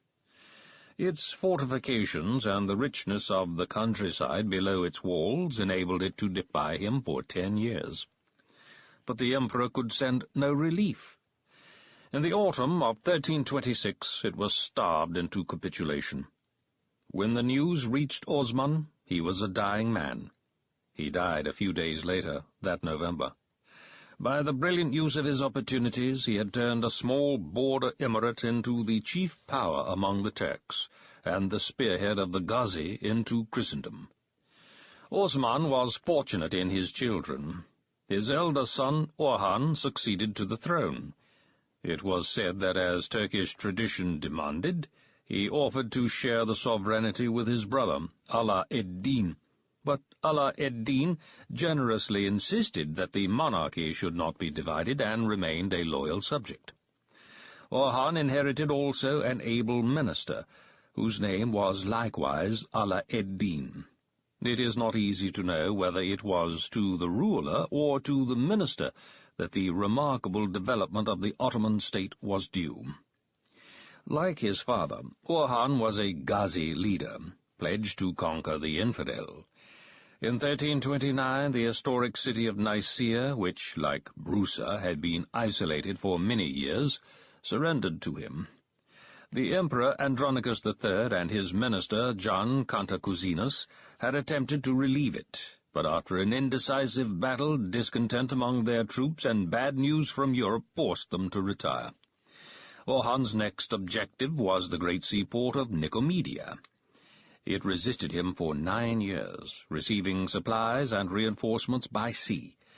But when he managed to blockade the narrow gulf on which it stood, it was forced to capitulate in 1337. With Nicomedia in his hands, the Sultan, as he now called himself, was able to occupy all the country, almost up to the Bosphorus. By now, Byzantium was being harassed by the great Serbian Empire of Stephen Dušan, while in 1341 civil war broke out between John Cantacuzinus and the regents governing in the name of the child emperor John V. For some time past, Byzantine generals had hired the services of Turkish troops from various tribes, in spite of the Turks' incorrigible habit of pillaging the lands through which they passed. Orhan's men were the most effective and the best disciplined. So, while John V's supporters engaged mercenaries from Manisa and Aydin, John Cantacuzinus won Orhan's support in 1344 by giving him his daughter Theodora in marriage. In return, the Sultan sent 6,000 men to fight in Thrace. After Cantacuzinus had won the throne, he still called on Ottoman troops to help him in his wars against the Serbs. When the campaigns were over, many of these Turks seemed to have settled in Thrace. John Cantacuzinus's fall from power in 1355 gave Orhan the excuse that he wanted for invading Europe on his own behalf. In 1356, an army under his son Suleiman was ferried across the Dardanelles. Within a year, his troops had captured Corlu and Didymoticum, and had pressed inland to occupy Adrianople. As with his Asiatic conquests, the Sultan encouraged Turkish tribesmen to follow the Ghazi leaders, and at once settled in the country that they conquered. When Orhan died, probably in 1362, the Turks were masters of western Thrace. The Sultan had also increased his territory in Asia, less by warfare than by the eagerness of other Turks to join so successful a Ghazi state. He seems to have absorbed the Samarkand and Karasi emirates in the northwest. The Germian power was declining, and he was able to establish his rule in Eskişehir and Ankara. His chief foe in Asia was the Emirate of Aydin, which blocked him to the southwest. It was not only for his conquests that Orhan was a great ruler. With his vizier's help, he gave a solid organization to his state without destroying the Ghazi quality which provided its impetus. He encouraged urban developments, making use of the akis, guilds of artisans and merchants who followed the futuwah. He countered the somewhat disruptive influence of the dervishes by inviting the cooperation of the ulema, the official guardians of the Muslim faith and its traditions. Their teaching ensured proper treatment for his increasing number of Christian subjects. If a town or district had resisted him and was taken by force of arms, the Christians had no rights. 1/5 of the population might be enslaved, the men sent to work on the conqueror's lands, and the boys trained for the army. If they had capitulated, they were allowed to retain their churches and their customs. Many Christians preferred his rule to that of the emperor because his taxation was less exorbitant. Though some of them adopted Islam from a natural desire to join the ruling classes, there was no forcible conversion. The ulema, furthermore, built madrises, or mosque schools, in every city to which they came, and were thus able to provide the Sultan with an educated elite to form his civil service. At the same time, the army was reorganized. Hitherto it had consisted almost entirely of light cavalry drawn from tribes that were still basically nomadic. Now it was replanned in 2 main sections. There was a regular militia composed of men who were allotted land by the Sultan and paid for it with a small money rent and the obligation to do military service whenever required. Such a fief, which was hereditary, was known as a timar. Larger or more valuable fiefs, known as tiamet, involved a bigger rent, and the tenant held a higher position in the army, with greater obligations to provide his equipment. The richest of these tzaims became a pasha, or a sanjak bey, or even a beyler bey, with administrative duties and higher military powers and obligations. Side by side with this locally based militia, there was an army paid for its services. The Janissaries, who served for life and were later to form the Sultan's Guard, were as yet an infantry regiment composed of Christian or ex-Christian slaves. The main force in Orhan's day was known loosely as the Sipahis. They provided the gunners, the armourers and smiths, and the marines. Many of them had been allotted land and were liable for military service at any time, but they were paid for it and were usually hired only for a single campaign. With the Sipahis were the Piyadi, the infantry. The name was later reserved for those that held lands, the others being called the Azabs, who came to be associated with the Bashi Bazouks, irregulars who served for whatever loot and plunder they could obtain, as did the Akibi, a light cavalry spearhead. Orhan insisted on a distinctive uniform for each section of his army. He also set up efficient means for mobilization, so that he could at any time gather together a large and well-trained force at the shortest notice. His successor, Murad I, took full advantage of this fine fighting force. Murad's mother was a Greek, known to the Turks as Nelufa, the water lily, the daughter of a Nakritic chieftain. His elder full brother, Suleiman, had died a few months before Orhan. There was an older half-brother, Ibrahim, whom Murad promptly put to death, and a younger, Halil, the son of Theodora Cantacuzina, who died, perhaps naturally, soon afterwards. During the first years of his reign, Murad was engaged on his Asiatic frontier, where rival emirs were making trouble and had to be repressed. Some of the towns conquered in Thrace were reoccupied by the Byzantines, though the Turks could not be driven out of the countryside. When Murad returned to Europe in 1365, he had no difficulty in recovering them and in establishing his European capital at Adrianople. Constantinople and its surroundings were now isolated, except by sea. Its Asiatic suburbs were already in Turkish hands. It was now that Europe began to realize the menace presented by the Turks. Venice and Genoa, both worried about their colonies and their trade, began to explore possibilities of a general alliance against the infidel, but nothing came of their attempts. The Emperor John V journeyed to Italy to tell of the dangers that threatened, and to try to hire Western mercenaries, for whom he could not pay. On his return he was forced, in 1373, to recognize the Sultan as his overlord, promising him a yearly tribute and military aid whenever required, and his son Manuel went as a hostage to Murad's court. John was a loyal vassal. He was rewarded when, in 1374, his eldest son, Andronicus, plotted with Murad's son, Saouji, against their two fathers. It was Murad whose troops repressed the rebellion. When Andronicus revolted again, holding Constantinople from 1376 to 1379, Manuel was able to obtain from the Sultan sufficient help to enable him to restore his father. But the price that he then paid was the obligation to join the Turkish army in its conquest of the loyal, gallant, isolated Greek city of Philadelphia.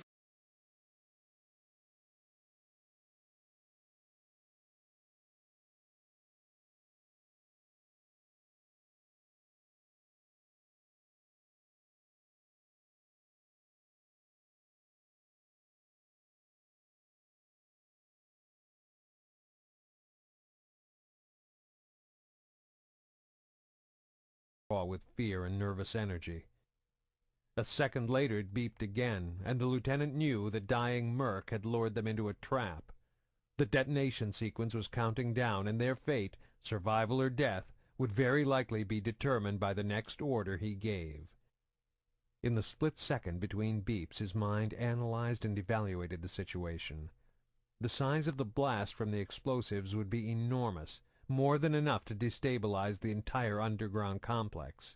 It would probably cause a cave-in, collapsing the huge natural chamber back by the elevator. Even if they were far enough away to survive the blast, they'd run out of air long before rescue workers would ever find them. O'Reilly was a tech expert. There was a chance he could disarm the trigger before it went off, if they had enough time to find it, and if there wasn't a backup, and if it was a manufacturer he was familiar with, and if there weren't any built-in fail-safes to prevent manual overrides. Too many ifs. Disarming it wasn't an option, which meant the only thing left for them to do was run! Responding to his order, all three of them wheeled around and sprinted back down the halls the way they had come. "Shay! Lee!" Anderson shouted into his radio. "Get into the elevator, now!" "Aye, aye, sir," one of them shouted back. "Wait for us as long as possible, but if I give you the order, you go without us. Is that understood?"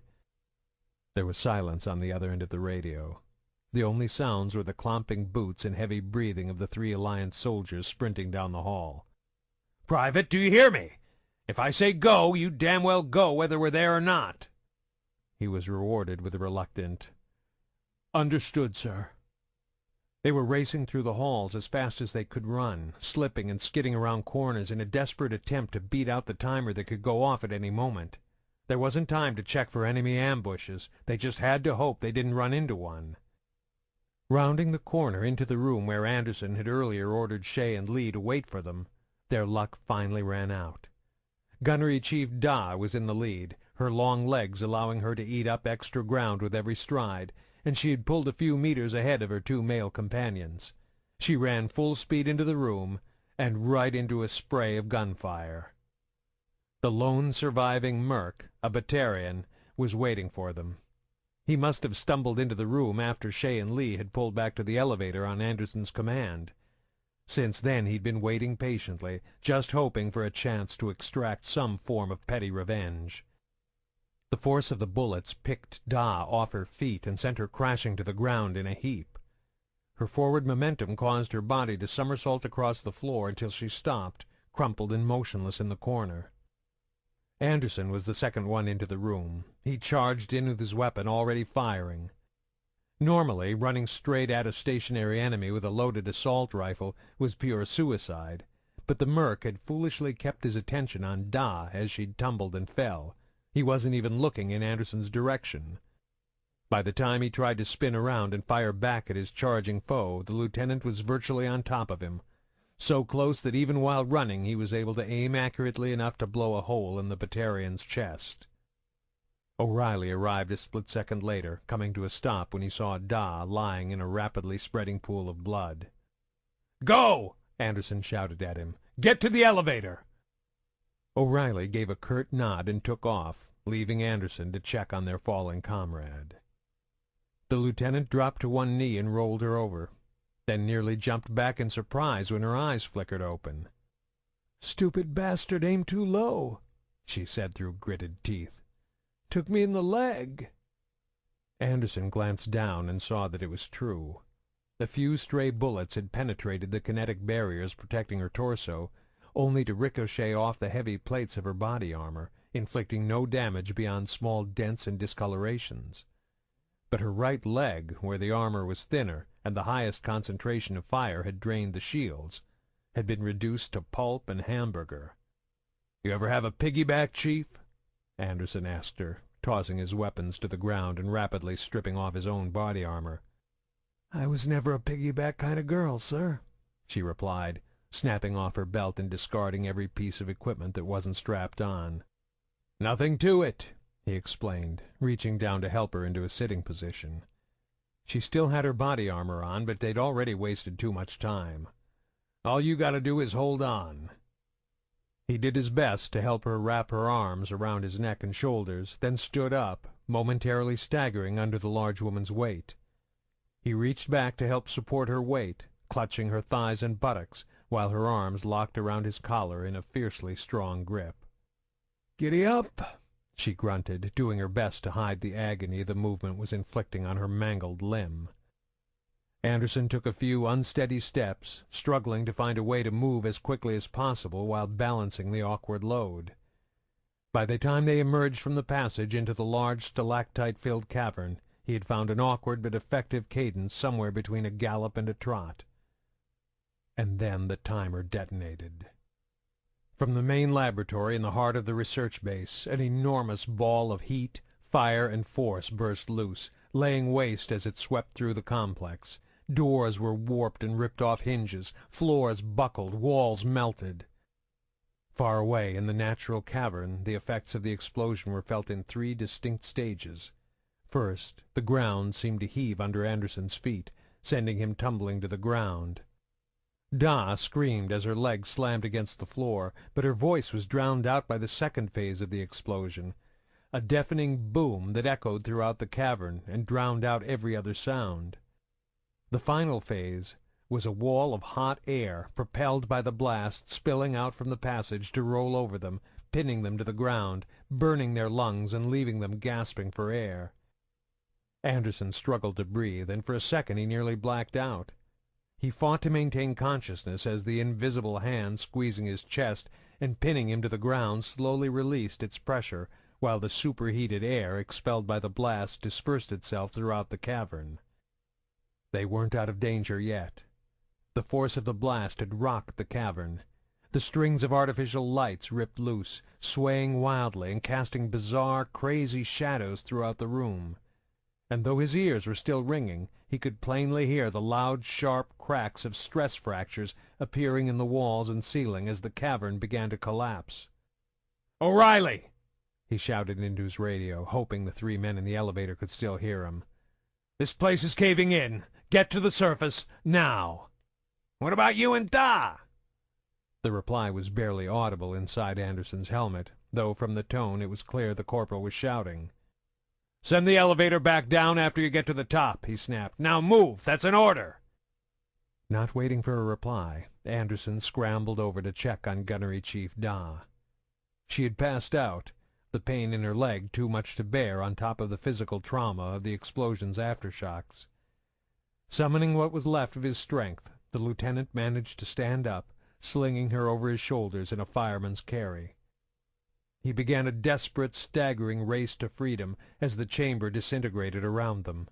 Stalactites plunged down like enormous jagged limestone spears, the fragile hold they had maintained on the ceiling for thousands of years finally failing. Huge cracks were spreading through the floor, walls, and roof, causing great chunks of rock to shear off and tumble to the floor where they exploded into dust and rubble on impact. Anderson did his best to block it all out. There was nothing he could do but keep moving and pray they weren't crushed from above, so he forced his mind to focus solely on placing one foot in front of the other. He wasn't sure he was going to make it. The swinging strings of lights caused a strobe-like effect that made it difficult to keep his balance on the uneven ground. He was bruised and beaten from the concussion of the blast. Exhaustion and fatigue were setting in. The muscles in his thighs and calves were burning. The adrenaline rush he'd felt at the beginning of the mission was gone. His body simply had nothing left to give. He moved slower and slower, the unconscious woman draped over his shoulders, feeling as heavy as the massive slabs of rock raining down around them.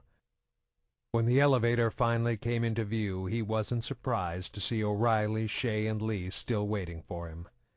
Seeing their commanders staggering along like the living dead, all three of them rushed out to help. Anderson was too exhausted to object. He simply let Da slide from his shoulders into the grasps of the two privates, one taking her under the shoulders and the other under her hips. With the burden removed, he lost his balance and nearly fell over, but O'Reilly was there to catch him. Leaning on the corporal for support, he managed to take the last 20 steps into the elevator before collapsing in the corner. The doors slammed shut and the car began the long journey up to the top. The ride was far from smooth. The elevator moved in fits and starts as the gears screeched and squealed. Nobody said anything, as if they were afraid mentioning their precarious position might make it worse. Anderson simply lay where he had fallen, panting and wheezing as he tried to catch his breath. By the time they reached the top and spilled out into the safety of the surface, he had recovered enough to speak. "I told you not to wait for us," he chastised his team as they made their way back to the Hastings, the privates still carrying Da's unconscious body between them. "I should bust each of you down a full rank for disobeying orders." He paused to let the statement sink in. "That, or recommend you all for medals."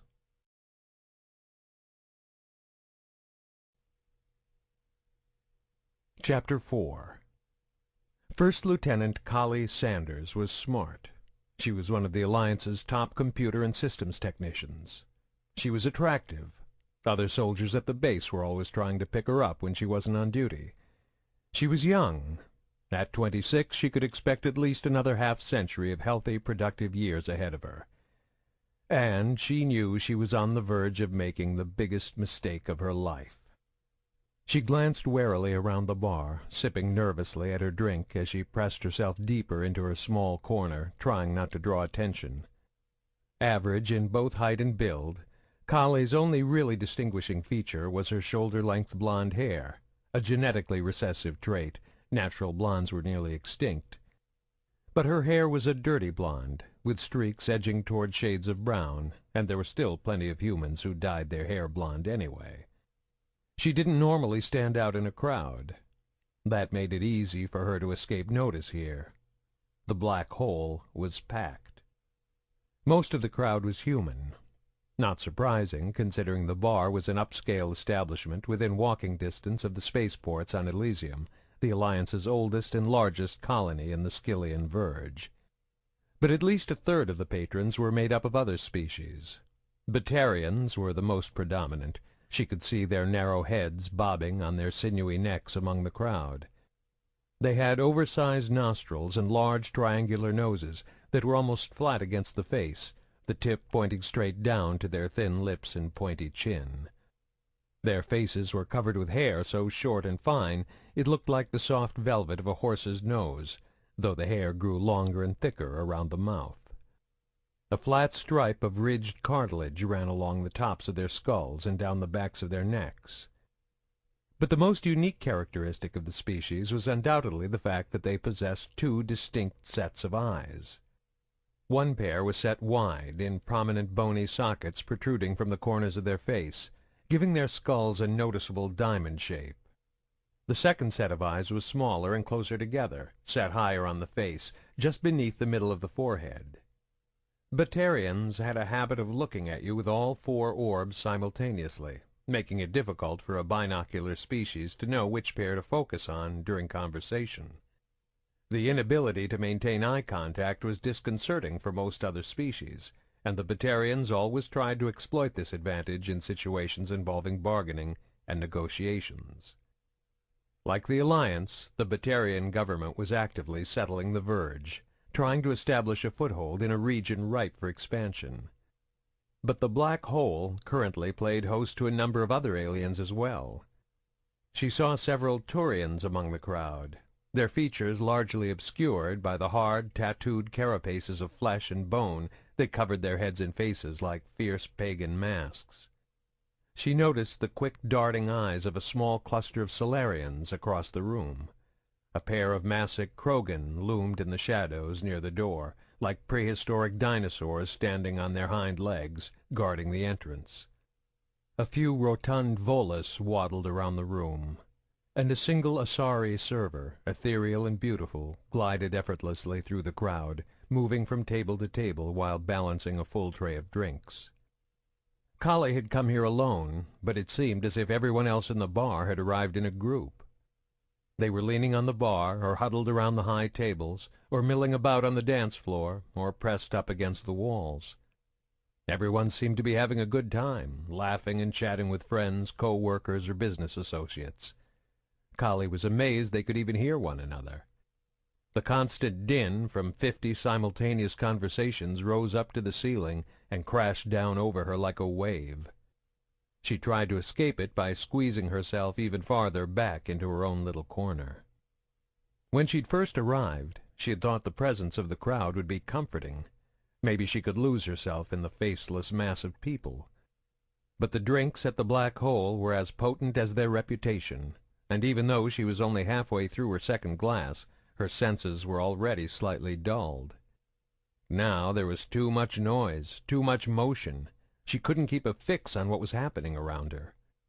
Nobody here had any reason to be suspicious of the young woman standing alone in the corner, but she found herself constantly scanning the room to see if anyone was watching her. At the moment, nobody was even glancing in her direction. Not that this observation brought any comfort. She was in a tough spot, and a case of alcohol-fueled paranoia wasn't going to make things any easier. Kali set her drink down on a small counter built into the bar's wall and tried to collect her thoughts, taking stock of her situation. 16 hours ago, she had walked off the premises of the Sidon Research Facility without permission. Leaving the base was a minor infraction. Things escalated when she didn't show up for her assigned shift 8 hours later. Dereliction of duty was serious enough to go on her permanent record, and in another 4 hours her status would officially become UA, unauthorized absence, a crime punishable by court-martial, dishonorable discharge, and even imprisonment. She picked up her half-finished drink and took another long sip, hoping the alcohol might help slow her racing thoughts. Everything had seemed so simple yesterday when she left. Kali had proof that her superiors at Sidon were conducting illegal research, and she was determined to report them. She'd caught a shuttle leaving the base, flashing a pass she'd forged by hacking into the restricted security files, and arrived here on Elysium a few hours later. It was somewhere on that trip that she'd started having second thoughts. With plenty of time to consider the full consequences of her actions, she began to see that things weren't as black and white as she'd first assumed. She had no idea how many people at the base might be implicated in a formal inquiry. What if people she worked with, people she considered her friends, were somehow involved? Did she really want to bring them down? part of her felt like this was an act of betrayal. But her hesitations went beyond loyalty to her fellow soldiers. She was taking a huge risk with her own career. She had evidence Sidon was conducting research way outside the scope of its official parameters, evidence obtained by illegally compromising top-security clearance files, acting on nothing more than her initial suspicions and a wild hunch. Her hunch had turned out to be true, but technically her entire investigation had been an act of treason against the Alliance. The more she'd thought about it, the more Kali realized she had no idea what she'd gotten herself into. She couldn't say if her superiors were acting alone, or if they were just following orders from someone higher up the chain of command. What if she reported them to the very person who'd ordered the illegal research conducted in the first place? Would anything change, or would it just be covered up? Was she possibly throwing away her career and risking some serious jail time for nothing? In truth, if they really wanted to find her, it wouldn't have been that hard. She was on record boarding a shuttle heading to Elysium with her fake pass. But she doubted the Alliance would send anyone after her. Not until she was missing for more than 20 hours and it became a criminal offense. So she still had a little time to decide what to do. Not that a few more hours would make much difference. She'd been struggling with this problem ever since she'd touched down. Kali was too wired to sleep, too afraid to go back to Sidon and face charges, too scared to press on. She kept moving from bar to bar, having a few drinks, then walking it off to sober up. She never stayed in one place for long, fearful of drawing unwanted attention.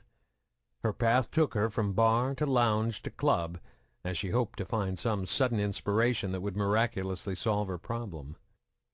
She glanced up at the news vids showing on the screen set into the wall on the far side of the bar, her eye drawn by a familiar image. Although she couldn't hear what the broadcast was saying, she recognized a file photo of the Sidon Research Facility.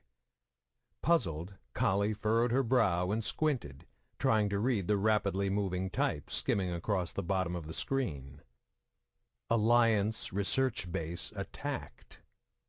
Her eyes snapped wide in alarm, and she slammed her glass down on the counter, spilling what remained of her drink. Ignoring it, she stepped out from her little corner and shoved her way through the crowd, heedlessly pushing and elbowing the other patrons out of her way until she was close enough to hear the newscaster's words. Details are still sketchy, but we've received official confirmation from Alliance sources that the Sidon Research Facility appears to have been the victim of a terrorist attack. Anxious to hear more, Kali pressed forward, jostling one of the other human patrons and causing him to spill his drink. The man turned toward her, angrily exclaiming, "Hey, watch what you're—" He trailed off when he realized the bump had been delivered by a comely young woman. Kali didn't even acknowledge him with a glance, keeping her eyes riveted on the screen overhead. "The scene is still restricted pending the Alliance investigation, so we aren't able to bring you any live images." The man looked up at the screen, feigning interest in the hopes of forming a connection with her. "Gotta be the Batarians," he said matter-of-factly. The friend he'd been talking with chimed in as well, eager to impress the attractive newcomer to their conversation. "The Alliance has been predicting something like this for months," he said, assuming the tone of an unquestioned authority on the matter. "My cousin's in the military, and he told me—" A withering glance from Kali shut him up. His silence secured, she turned back to the vid just in time to catch the tail end of the report. "There are no reported survivors. In other news, the human ambassador to Kamala recently held a press conference to announce the signing of a new trade accord." No survivors. The words left Kali numb, stunning her like a heavy blow to the back of the head. She had been at the base yesterday. Yesterday! If she hadn't run off on this foolish mission, she'd be dead right now. The room began to list to one side, and Kali realized she was about to faint. The man she had bumped into caught her as she teetered, holding her up while she struggled against the vertigo. "Hey, what's the matter?" His voice showed real concern. "You okay?"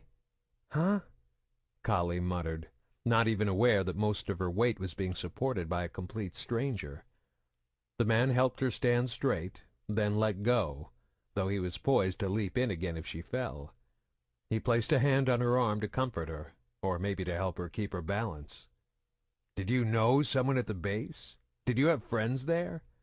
"Yes. No." Too much booze, too little sleep, and the shock of what had happened at Sidon had momentarily disabled her, but she was beginning to feel secure on her feet again. Her agile mind was clicking. The full implications of what had just happened were finally registering. She'd fled a top-security research base mere hours before it was attacked. She wasn't just a survivor. She was now a suspect.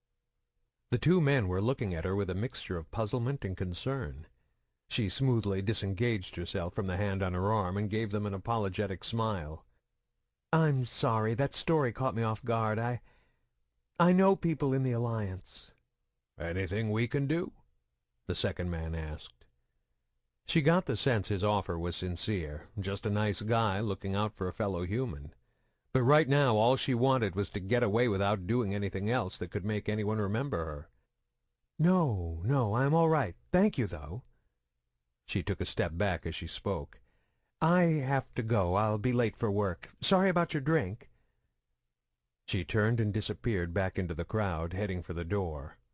Glancing back over her shoulder, she was relieved to see neither of the men made any attempt to follow her. They simply shrugged, dismissing the bizarre encounter, then resumed their previous conversation. It was dark and chilly outside as she stepped out from the bar. The news of Sidon's destruction had sobered her up, but she could still use a walk in the crisp night air to really clear her head.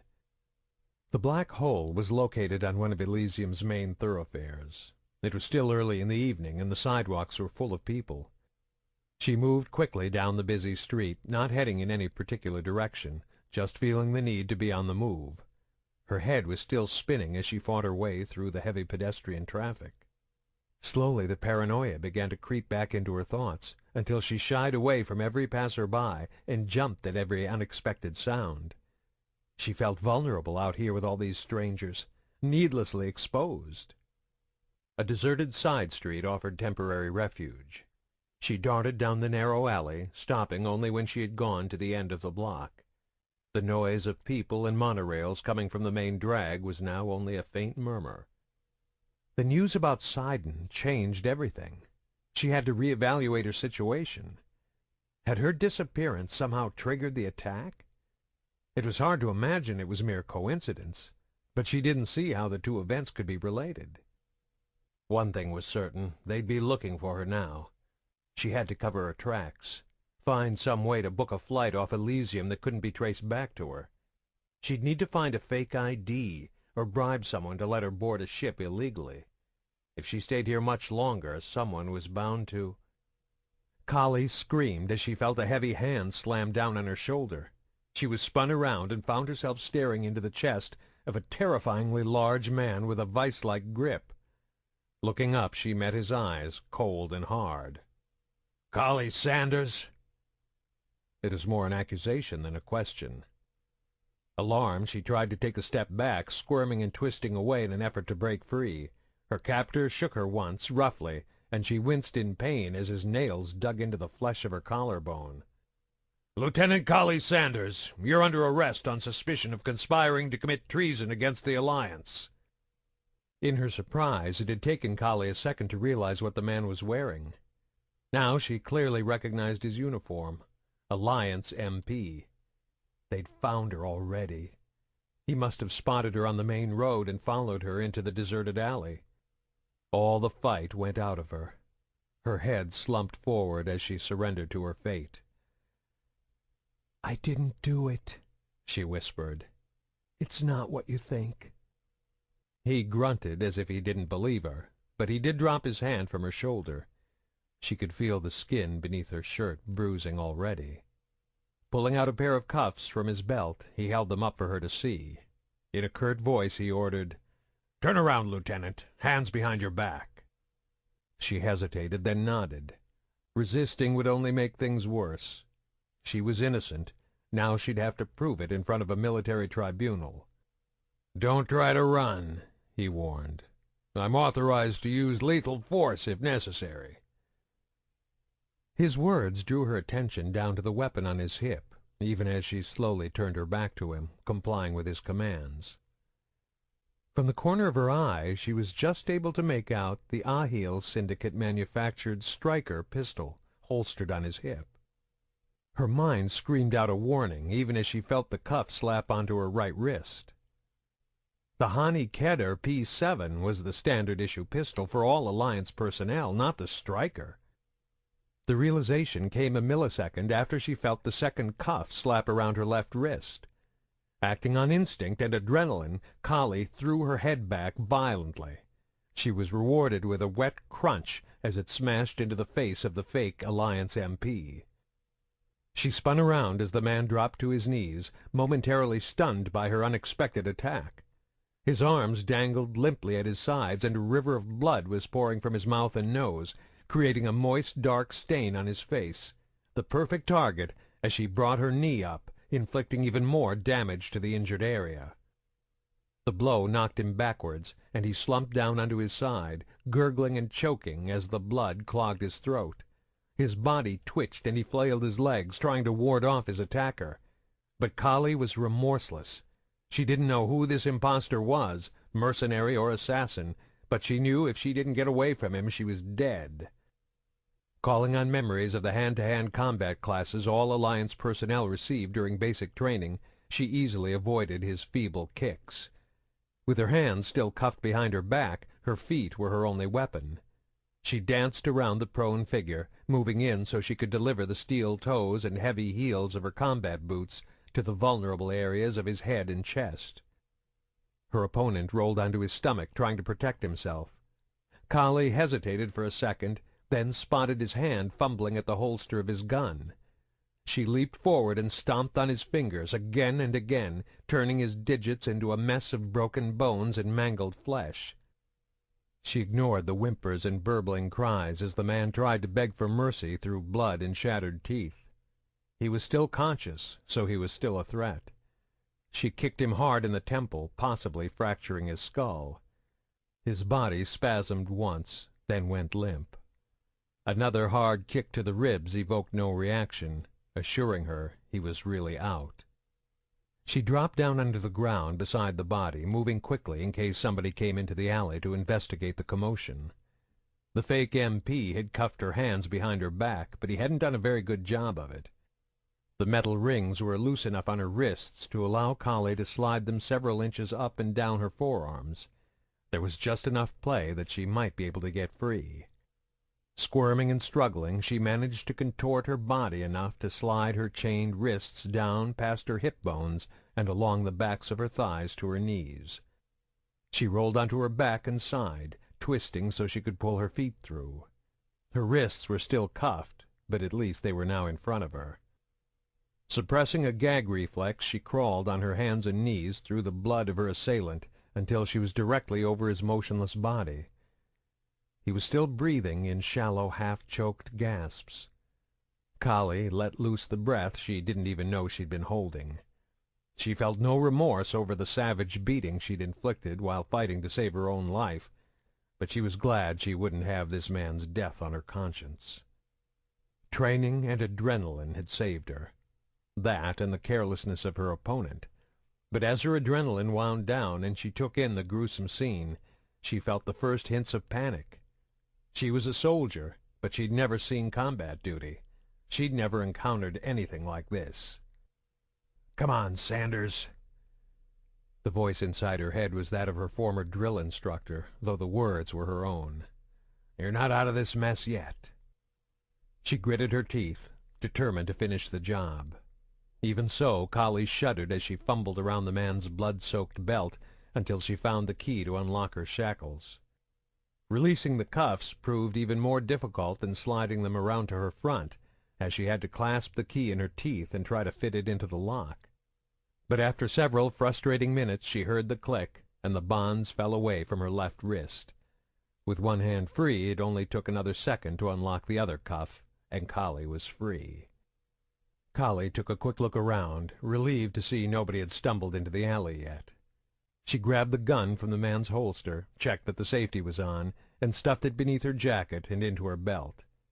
She stood up, then froze. She didn't know who the unconscious man at her feet was working for, but it was obvious he had been specifically looking for her. That meant others probably were too. They'd have the port staked out, just waiting for her to try and get off-world.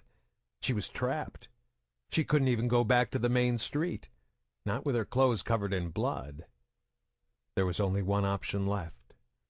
Taking another breath to calm her jangling nerves, Kali left her assailant's body where it lay, moving quickly in the direction away from the busy thoroughfare. She spent the rest of the night skulking through the back alleys of Elysium, careful to avoid detection, slowly making her way toward the house of the only person she could turn to for help.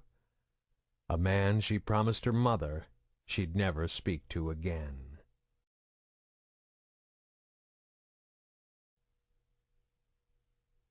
Chapter 5. Within a decade of its discovery by Batarian surveyors, Kamala had become one of the most important planets in the Skilian Verge. Unlike most colony worlds, where initial populations were small and settlers tended to congregate around a single major city, Kamala boasted two distinct metropolitan regions of over 1 million people each: Ujan, the capital, and the slightly larger Hatri, location of the world's primary spaceports. The two cities were nearly 500 kilometers apart, built on opposite sides of a wide, inhospitable desert, the source of Kamala's rapid growth. For below the thin layer of orange sand and the hard red rock underneath were some of the largest deposits of element zero in the Verge. The rich deposits of Ezo, the galaxy's most valuable fuel source, drove Kamala's economy, drawing in colonists eager to seek their fortunes, working at the hundreds of mining and refinery operations scattered across the empty desert. The majority of the world's population were Batarians, and only they enjoyed the full privileges of true citizenship under local law. But like any colony world with a prosperous economy, there was always a steady influx of visitors and immigrants from every recognized species across Citadel space. Kamala was easily the wealthiest of the Batarian colony worlds, and Idan Hadda was one of the wealthiest Batarians on Kamala. He was quite likely among the 10 richest individuals in the entire Skilian Verge, and he wasn't afraid to show it. Normally he wore the latest in cutting-edge fashions, Asari-designed ensembles made with the finest materials imported from Thessia itself. His preference ran to the opulent and extravagant, flowing black robes highlighted with splashes of red to bring out the hues of his skin. But for the meeting tonight, he had donned a simple brown suit covered by a drab gray overcoat. For someone as infamously ostentatious as Idan Hadda, his plain garb was an almost impenetrable disguise. Typically, Idan would be enjoying a soothing nightcap at this hour, sipping the finest of Hanar liquors in the den of his mansions in Ujan. But this night was positively atypical. Instead of relaxing in comfort and luxury, he was stuck sitting on a hard chair in a dingy warehouse in the desert outside Hatri, waiting for the Verge's most infamous bounty hunter to arrive. Idan didn't like waiting. He wasn't waiting alone. At least a dozen other men, all members of the Blue Sun mercenary gang, were milling about the warehouse. 6 of them were Batarian, 2 were Turian, and the rest were human. Idan didn't like humans either. Like his own species, they were bipedal. Similar in height, the humans were thicker in the torso, arms, and legs. They had short, stubby necks and square, blockish heads. And like all binocular species, their faces seemed lacking in character and intelligence. Instead of nostril slits, they had an odd, jutting protuberance for a nose. Even their mouths were strange, their lips so full and puffy, it was a wonder they didn't slur their speech. He actually thought they closely resembled the Asari, another race Idan didn't like. But he wasn't one to let personal prejudice get in the way of business. There were several other so-called private security organizations for hire in the Skilian Verge, and most of them charged a lot less than the Blue Suns. But the sons had developed a reputation for being both discreet and ruthlessly efficient. Idan had used them several times in the past when unconventional business opportunities had presented themselves, so he knew from personal experience that their reputation was well earned. He wasn't about to trust a mission as important as this one to someone else simply because the sons had recently started taking on humans, even though it had been a human member of the group who had screwed up on Elysium. Normally, Idan would never meet directly with the mercenaries he employed. He preferred to work through agents and go-betweens to keep his identity hidden, and also to avoid dealing with those who were socially beneath him. But the man he was hiring tonight had insisted on meeting him in person. Idan had no intention of bringing a bounty hunter into his home, or of meeting with him alone.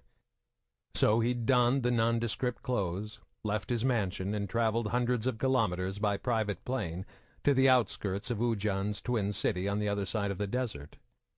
Now he was spending the night in a cold, dusty warehouse filled with soldiers for hire, sitting in a chair that was causing his back to ache and his legs to go numb.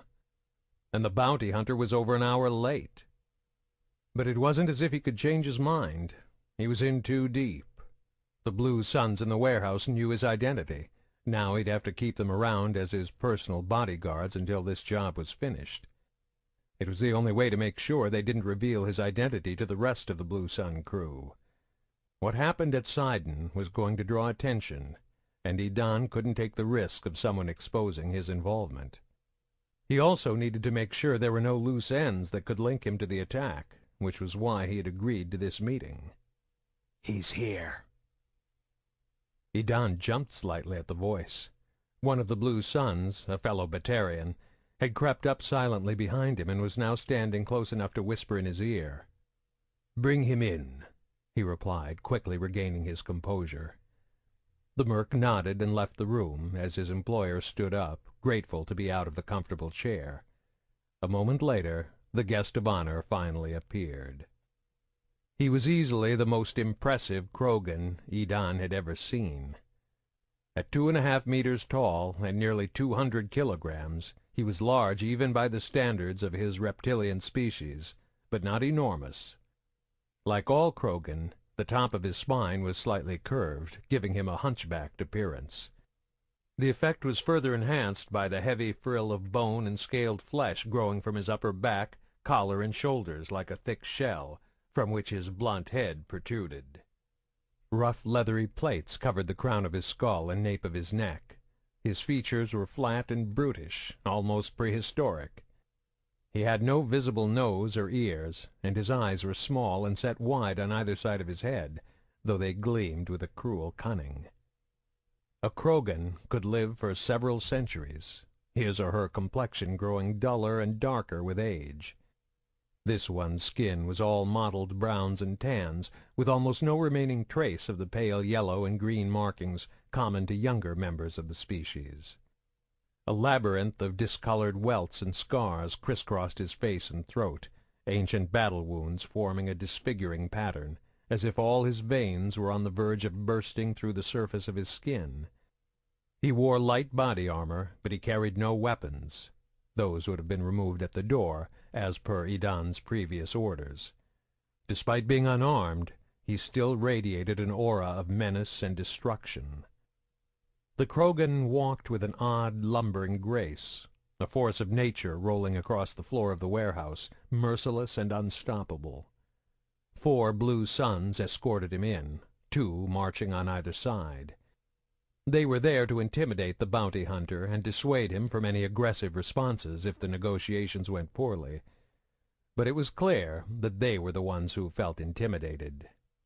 Their tension was obvious in every step. They moved as if they were standing on the edge of a volcano about to erupt.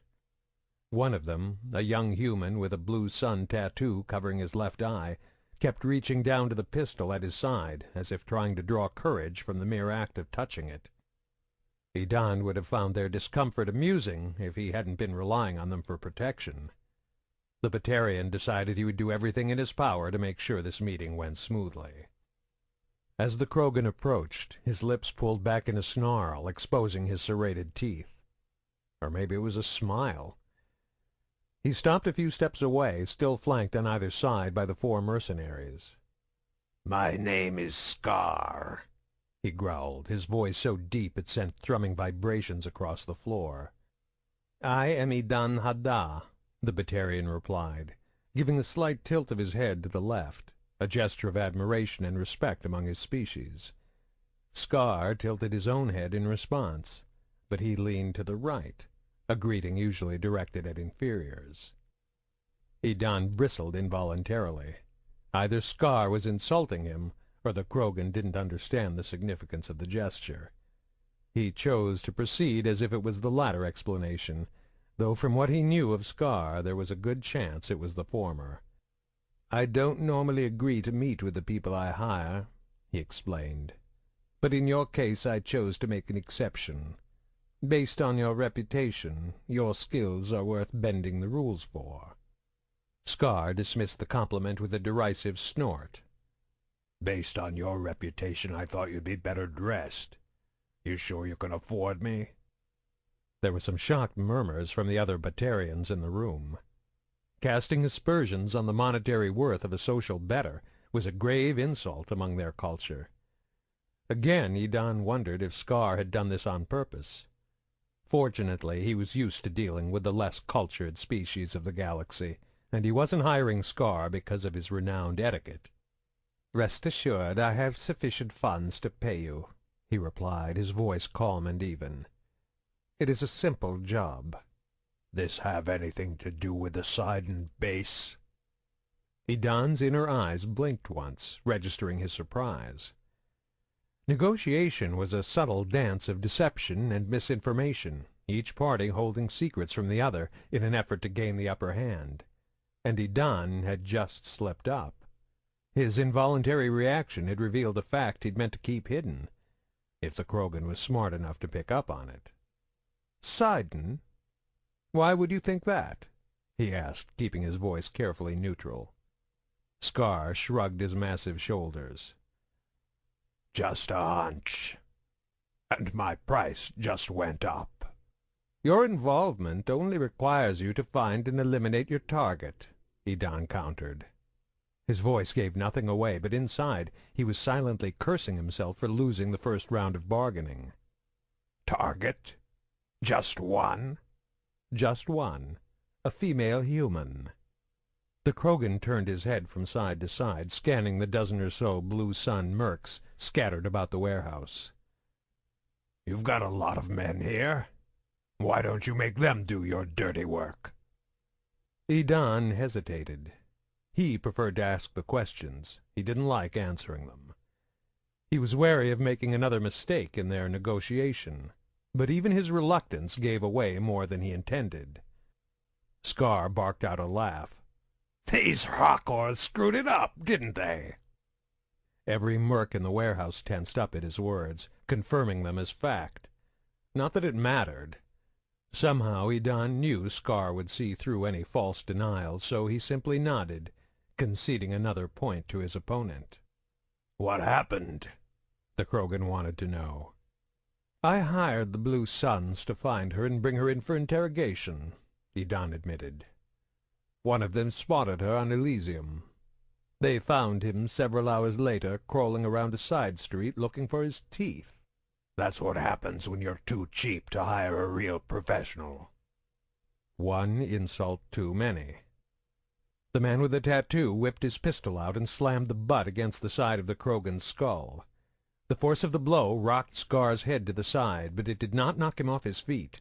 He wheeled around with a deafening roar, catching his attacker with a vicious backhand that broke the young man's neck. The other 3 mercs fell on Scar before their comrade's body hit the ground, their combined weight dragging the big alien to the floor.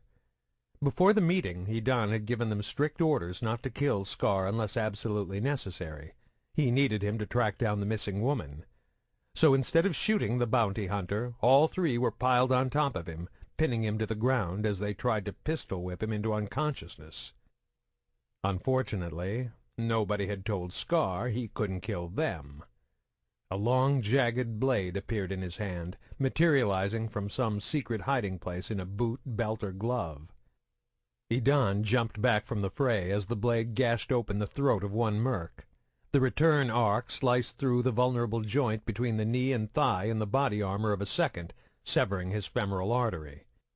As he instinctively clutched at the gushing wound with both hands, Scar drove the blade into his chest, piercing his protective vest and puncturing his heart.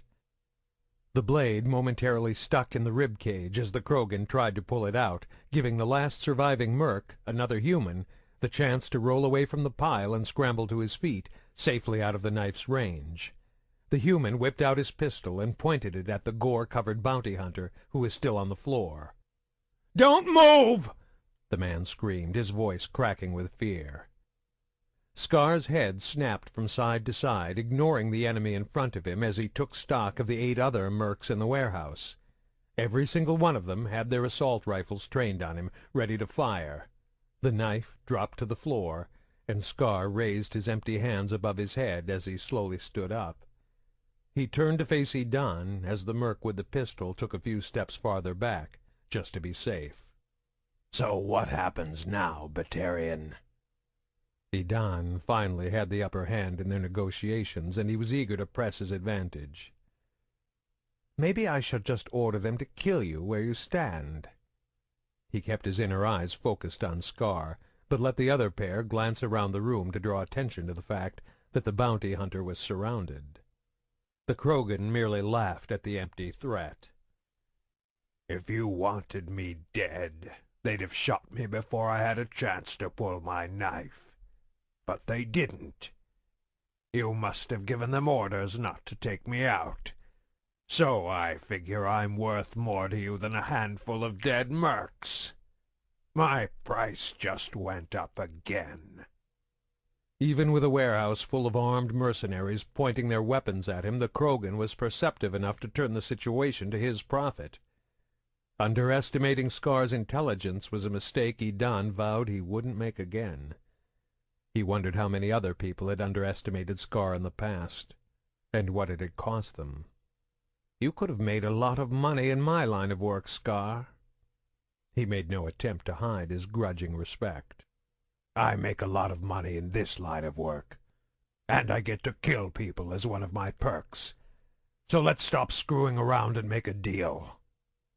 Idan gave a slight nod and blinked all 4 of his eyes at once, signaling the mercs to lower their weapons. They weren't happy that Scar had killed 3 of their comrades, but loyalty meant less to them than money, and with the 3 dead, their cut just got larger. Only the young human closest to the Krogan, the one with the pistol, didn't comply. He looked around in disbelief at the others, his weapon still aimed directly at Scar. "What are you doing?" he shouted to the others. "We can't just let him get away with this." "Don't be stupid, boy," Scar spat out. "Killing me won't bring your dead friends back. It's just bad business." "You shut up!" he snapped back, focusing all his attention on Scar. The Krogan's voice dropped to a menacing whisper. "Think hard about your next move, human. Nobody else is going to step in. It's just you and me." The merc was trembling now, but he managed to keep the pistol aimed at his target. Scar didn't seem concerned. "You've got to the count of 3 to drop that gun." "Or what?" the merc screamed. "You make one move and you're dead." 1. Idan noticed the Krogan was suddenly surrounded by a faint aura, barely visible even with the benefit of 2 pairs of eyes. There was a subtle waver around the bounty hunter, as if the light in the room were being ever so slightly distorted as it passed through the surrounding air. Scar was a biotic. The Krogan was one of those rare individuals capable of manipulating dark energy, the imperceptible quantum force that pervaded all the so-called empty space in the universe.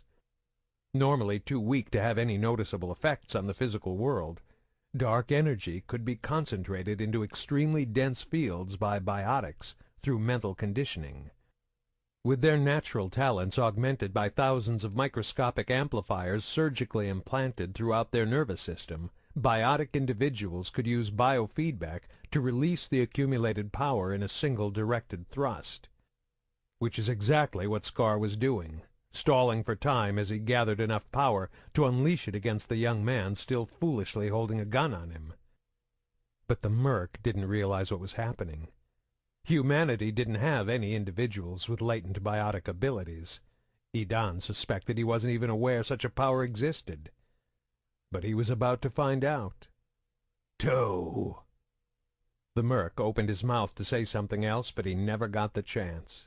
Scar thrust a clenched fist in his direction, and the air rippled as a wave of invisible dark energy surged out and over his adversary.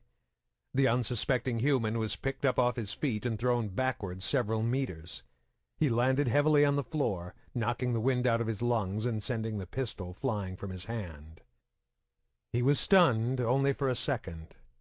Plenty of time for Scar to cross the distance between them and wrap his three-fingered hand around the merc's throat. He raised the human to the ceiling, easily holding him with one arm as he slowly crushed his windpipe. The merc kicked his dangling heels and clawed at the scaly forearm, choking the life from him to no avail. "Your death comes at the hands of a true Krogan battlemaster," Scar casually informed him, as the victim's face turned bright red, then blue. "I hope you appreciate the honor." The rest of the Blue Suns stood by and did nothing, watching the whole affair with cold disdain. From their expressions, Idan could tell they weren't enjoying the spectacle, but none of them was willing to step in and put a stop to it, not if it meant offending their employer or incurring the Krogan's wrath.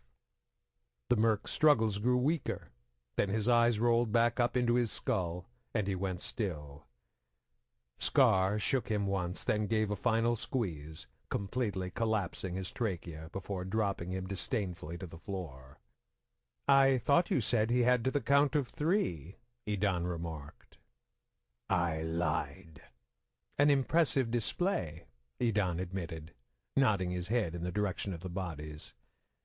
"I only hope you have similar results with Kali Sanders. Of course you'll have to find her first."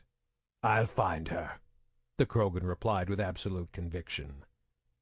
"That's what I do." John Grissom woke to the sound of someone pounding on his door in the middle of the night. Grumbling, he rolled out of bed and threw on a tattered housecoat, though he didn't bother tying it closed. Any visitor rude enough to get him out of bed at this hour could damn well suffer through seeing him in his boxers. He'd actually been expecting something like this ever since he'd heard Sidon had been attacked. Either someone from Alliance brass showing up to try and convince him to make some kind of public appearance or official statement, or some reporter looking to get the reaction of one of humanity's most recognizable icons. Whichever it was, they were out of luck. He was retired now. He was done being a hero. He was sick of being some kind of symbol for all of humanity. Now he was just a cranky old man living off his officer's pension. He flicked on a light in the hall and winced at the brightness, still trying to shake off the last vestiges of groggy sleep. He plodded his way slowly from the bedroom, tucked away in the back of his small, single-story dwelling, toward the front door. The pounding continued, growing more insistent and frantic. "God damn it, I'm coming!" he shouted, but he didn't bother to pick up his pace. At least the noise wouldn't wake the neighbors. There weren't any. Not close enough to hear, anyway. As far as he was concerned, that was the main selling feature of the house. Elysium had seemed like a good place to retire. The colony was far enough away from Earth and other major settlements to dissuade people from making the trip out of simple curiosity. And with a population of several million, Elysium was large enough for him to just disappear among the masses. Not to mention, it was safe, stable, and secure. He could have found somewhere even more remote, but on a lot less established colony he'd run the risk of being looked at as some kind of savior or de facto leader whenever something went wrong. It wasn't perfect, though. When he'd first arrived on Elysium 5 years ago, local politicians had pestered him constantly, either wanting him to run on their party's behalf or looking for an endorsement of their own candidacy. Grissom chose to remain completely fair and unbiased. He told every single one of them to go to hell. After the first year, people stopped bothering him. Every 6 months or so he'd still get a short video message from the Alliance encouraging him to come back and help serve humanity. He was only in his 50s, too young to sit around and do nothing, they'd say. He never bothered to reply. Grissom figured he'd already done plenty to serve humanity. His military career had always come first. It had cost him his family, but that was just the beginning. There was the 5-year media circus that had followed his pioneering journey through the Karen Relay, thousands upon thousands of interviews. Things only got worse after his efforts during the First Contact War. More interviews, public appearances, private conferences with admirals, generals, and politicians, official diplomatic ceremonies to meet with representatives of every freaky mutant species of alien the Alliance ran into. Now he was done. Let someone else take the banner and run with it. He just wanted to be left the hell alone. And then some jackasses had to go and attack an Alliance base right on Elysium's doorstep, galactically speaking. It was inevitable somebody would figure this was a good enough excuse to resume bothering him again. But did they have to do it in the middle of the goddamn night? He was at the door, and the pounding hadn't let up at all. If anything, it had gotten more urgent and intense the longer he took. As he unlocked the door, Grissom decided he would tell the visitor to piss off if they were from the Alliance. If it was a reporter, he'd punch him or her right in the mouth. A terrified young woman stood at the door, shaking in the cold darkness.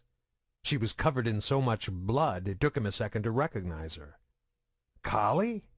"I'm in trouble," she said in a quavering voice. "I need your help, Dad."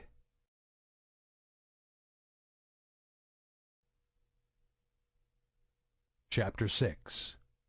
"Citadel Control says we are cleared for landing," came the helmsman's voice over the shipboard intercom. "ETA to docking 17 minutes. Through the Hastings primary viewport, Anderson could see the Citadel in the distance, the magnificent space station that served as the cultural, economic, and political center of the galaxy. From here, several thousand kilometers away, it resembled a 5-pointed star, a quintet of long, thick arms extending out from a hollow central ring. Though he'd seen it many times before, Anderson still marveled at its sheer size. The middle ring was 10 kilometers in diameter. Each arm was 25 kilometers long and 5 kilometers in breadth. In the 2,700 years since the Council was established on the Citadel, great cosmopolitan metropolises known as the wards had been constructed along each arm, entire cities built into the station's multi-level interior. 40 million people from every species and sector across the known galaxy now made their homes here. There was quite simply no other station to compare it to. Even Arcturus would be dwarfed in its presence. But it wasn't just its size that made it so amazing. Like the mass relays, the Citadel had originally been created by the Protheans. Its hull was formed of the same virtually indestructible material used to construct the mass relays, a technological feat no other species had equaled since the Protheans' mysterious extinction 50,000 years ago. Even with the most advanced weaponry, it would take days of steady, concentrated bombardment to do any significant damage to the hull. Not that anyone would ever consider attacking the Citadel. The station was located at the heart of a major mass relay junction deep inside a dense nebula cloud. This gave it several natural defenses. The nebula was difficult to navigate. It would slow any enemy fleets and make it difficult for them to launch any sort of organized attack. And with several dozen mass relays in the vicinity, reinforcements from virtually every region of the galaxy were only minutes away. If anyone did penetrate these exterior defenses, the station's long arms could fold up around the central ring, drawing together to transform the Citadel from a 5-armed star into a long cylindrical tube. Once the arms were closed, the station was all but impregnable. The final layer of protection was provided by the Council fleet, a joint force of Turian, Solarian, and Asari vessels that was always on patrol in the vicinity. It only took Anderson a few seconds to pick out the flagship, the Destiny Ascension. An Asari dreadnought, the Ascension was more than just a majestic symbol of the Council's power. 4 times the size of anything in the human fleet, and with a crew approaching 5,000, the Destiny Ascension was the most formidable warship ever constructed. Like the Citadel itself, it was without peer. Of course, the ships of the Council fleet were not the only vessels in the area. The Serpent Nebula was the nexus of the galaxy's mass relay network. All roads eventually led to the Citadel. Traffic here was constant and crowded. This was one of the few places in all the galaxy where there was a real threat of crashing into another vessel. Congestion was particularly heavy at the free-flowing discharge stations. Generating the mass effect fields necessary to run at FTL speeds caused a powerful charge to build up inside a ship's drive core. Left unchecked, the core would oversaturate, resulting in a massive energy burst being released through a hull, a burst powerful enough to cook anyone on board who wasn't properly grounded, burn out all electronic systems, and even fuse the metal bulkheads. To prevent such a calamity, most ships were required to discharge their drive cores every 20 to 30 hours. Typically, this was done by grounding on a planet, or dispersing the buildup through close proximity to the magnetic field of a large stellar body, such as a sun or gas giant. However, there were no astrological bodies of sufficient size in the nearby vicinity of the Citadel. Instead, a ring of specially designed docking stations allowed ships to link in and release the energy in their drive cores before continuing on using conventional sub-FTL drives. Fortunately, the Hastings had discharged her core when she'd first arrived at the region over an hour ago. Since then, she'd been in a holding pattern, patiently waiting for the clearance they had only just now received. Anderson didn't need to worry about the crew's performance on a routine approach like this. They'd done it hundreds of times before. Instead, he just shut his mind off and enjoyed the view as the Citadel drew slowly closer, looming ever larger in the viewport. The lights from the wards twinkled and shone, their piercing illumination a counterpoint to the hazy, swirling brightness of the nebula cloud that served as the backdrop to the scene. "It's beautiful." Anderson jumped, startled by the voice coming from right behind him. Gunnery Chief Da laughed. "Sorry, Lieutenant. Didn't mean to scare you." Anderson glanced down at the bandages and walking brace that encased her left leg from the upper thigh all the way down to her ankle. "You're getting pretty good on that thing, Chief. I didn't even hear you sneaking up on me." She shrugged. "Medic said I'm going to make a complete recovery. I owe you one." "That's not how it works," Anderson replied with a smile. "I know you'd have done the same for me." "I like to think so, sir. But thinking it and doing it aren't the same. So, thanks." "Don't tell me you came all the way up here from the infirmary just to thank me." She grinned. "Actually, I came to see if you'd give me another piggyback ride." "Forget it," Anderson replied with a laugh. "I nearly threw my back out hauling your ass out of there. You really need to shed a few pounds." "Careful, sir," she warned, lifting her braced leg an inch off the floor. "I can deliver a pretty good kick with this thing." Anderson turned back to the viewport, grinning. "Just shut up and enjoy the view, Da. That's an order." "Yes, sir." It only took a few minutes for Anderson to clear customs after they landed. They had touched down at an Alliance port, and military personnel were given top priority whenever they came in from a mission. The Citadel security officers checked his Alliance ID and verified it by scanning his thumbprint, then gave a cursory check of the pack carrying his personal belongings before waving him through. Anderson was pleased to see they were both human. Last month there had still been a few Solarian officers assigned to the Alliance ports due to species staff shortages. CSAC had promised to recruit more humans into their ranks. It looked like they'd been true to their word. Leaving the ports behind, he stepped onto the elevator that would bring him up to the main level. He yawned once. Now that he was off duty, the fatigue he'd been holding at bay during the entire mission began to wash over him. He couldn't wait to get back to his private residence in the wards. Considering how much time he spent on patrol, it could be argued that paying rent for an apartment on the Citadel was an extravagant expense. But he felt it was important to have a place he could call his own, even if he was only home 1 week out of 4.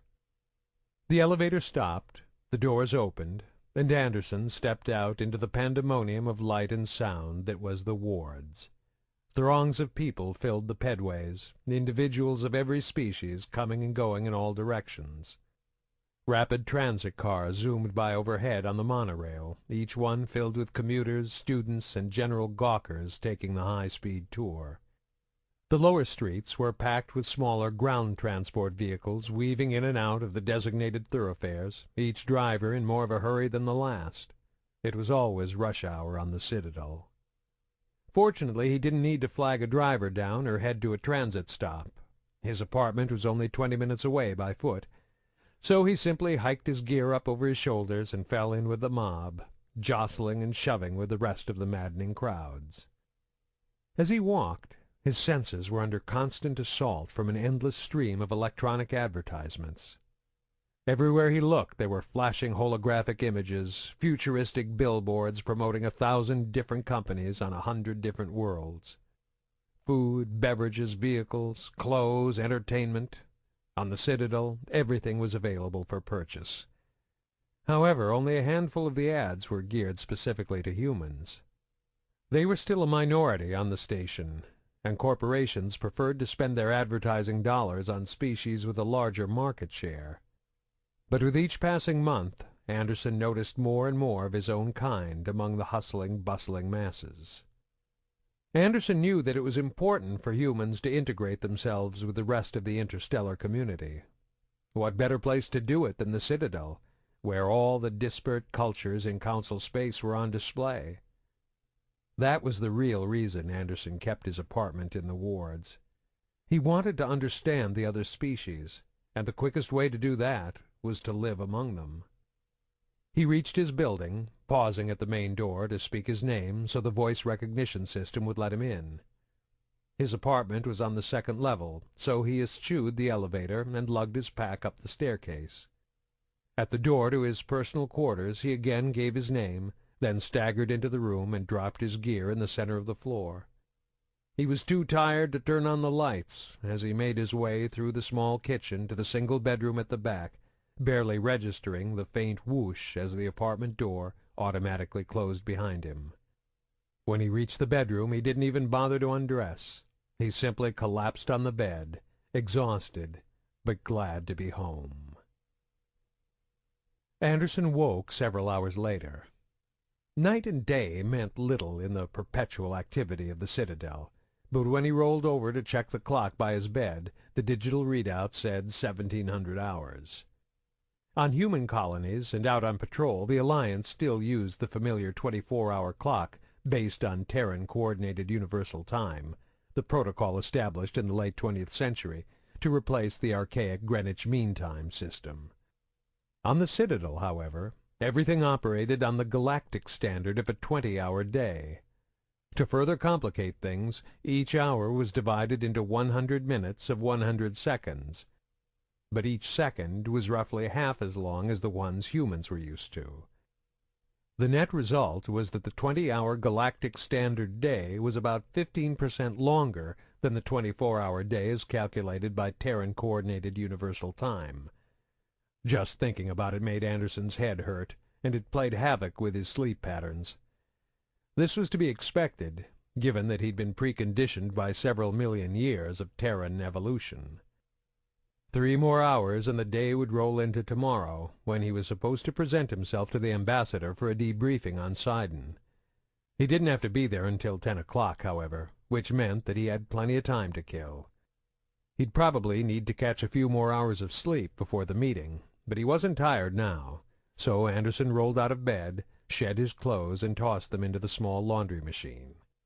He had a quick shower, changed into fresh clothes, civvies, then logged onto his data terminal to check for news updates and messages. Communication across an entire galaxy was no simple matter. Ships could use mass effect drives to exceed the speed of light, but signals transmitted through the cold vacuum of space by conventional means would still take years to travel from one solar system to another. Transferring information, personal messages, or even raw data across thousands of light-years expediently could only be accomplished in one of two ways.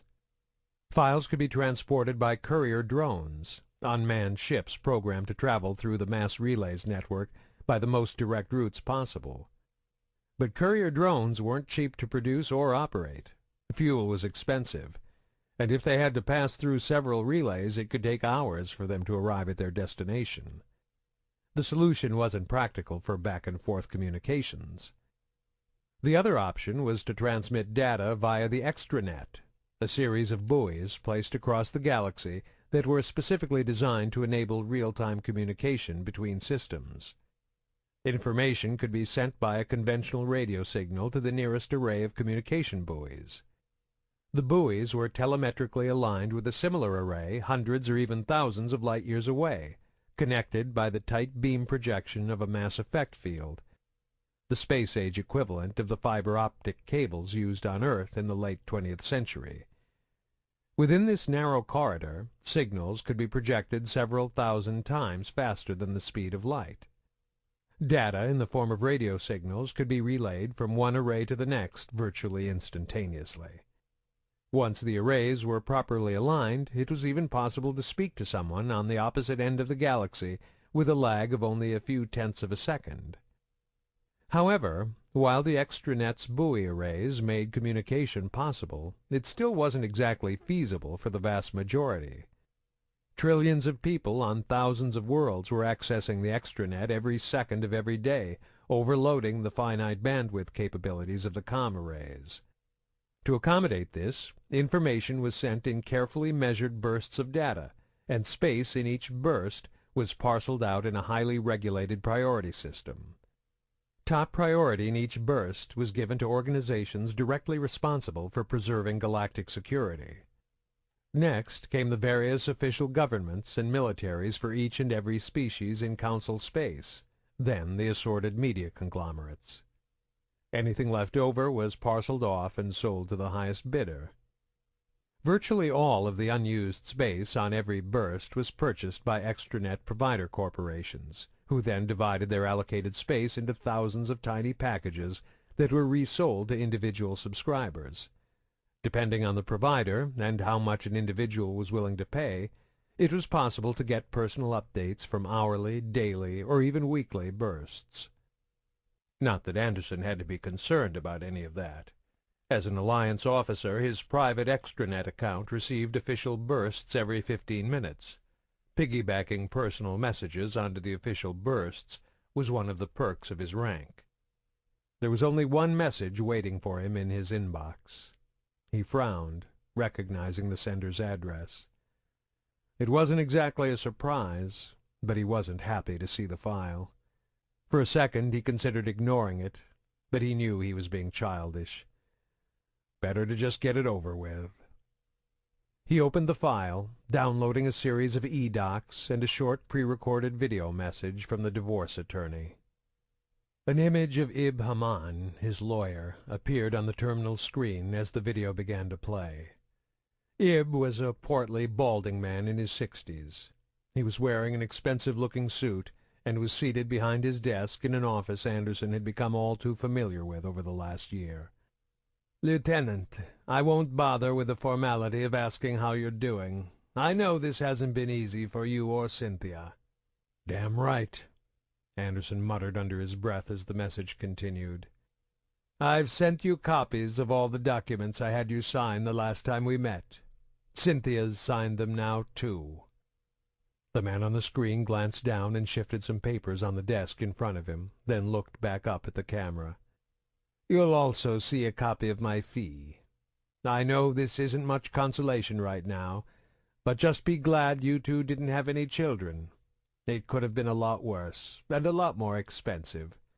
When custody becomes an issue, the proceedings rarely go this smoothly." Anderson snorted. Nothing about this mess had felt smooth to him. "The marriage will be officially absolved on the date indicated in the documents. I suspect that by the time you get this message, your divorce will be final. If you have any questions, please feel free to contact me, Lieutenant. And if you ever need me for—" The message terminated abruptly as Anderson deleted it and dragged it into the trash.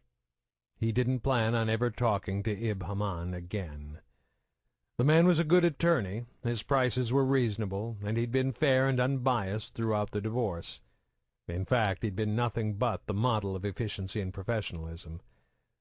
And if he was standing in the apartment right now, Anderson would have punched him in the face. It was a funny thing, Anderson thought as he shut the terminal down.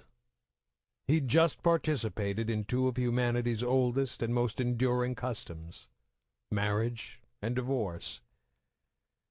And now it was time for an even older tradition. He was going to the bar to get drunk.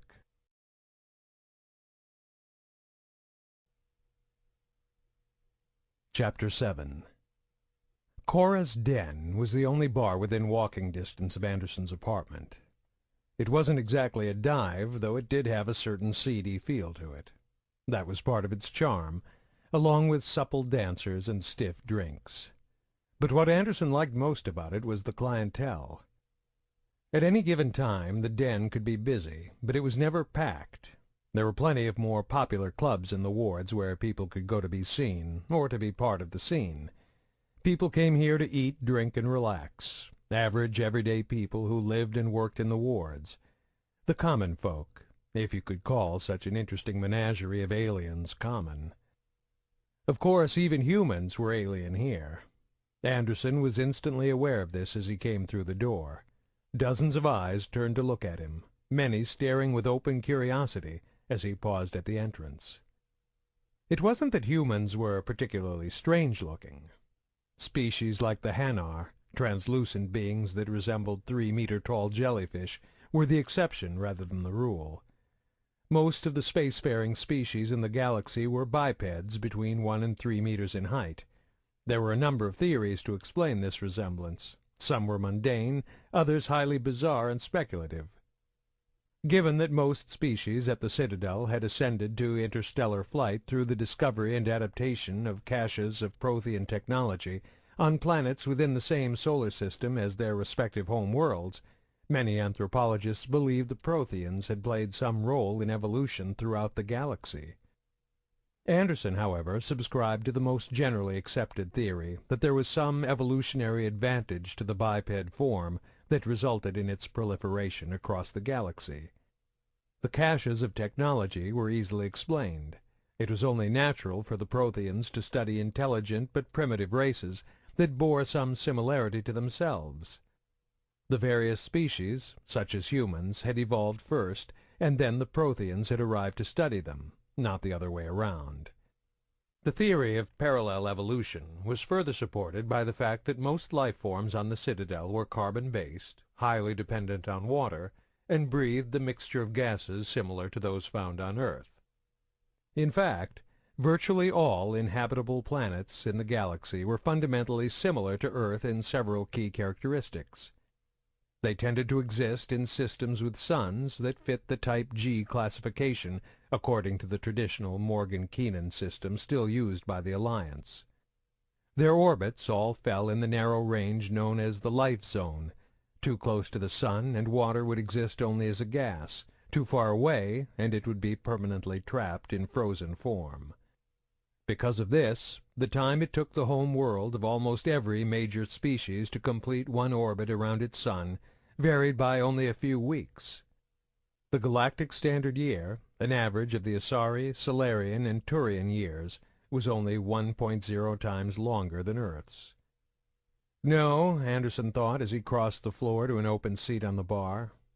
It wasn't their appearance or unusual physical characteristics that made humans stand out. They were simply the newcomers, and they'd made one hell of a first impression. A pair of Turians fixed their avian eyes on him, following his every move like hawks ready to swoop down on an unsuspecting mouse. Turians were roughly the same height as humans, but much thinner. Their bones were slender, and their frames were sharp and angular. Their 3-fingered hands looked almost like talons, and their heads and faces were covered by a rigid mask of brown-gray cartilage and bone, which they tended to mark with striping and tribal tattoos.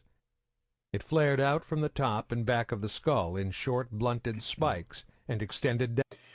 Yeah, so I'm like 3.5 already into stream. I'm a bit tired and I think I'm done for today. So what we done today was painting the line art.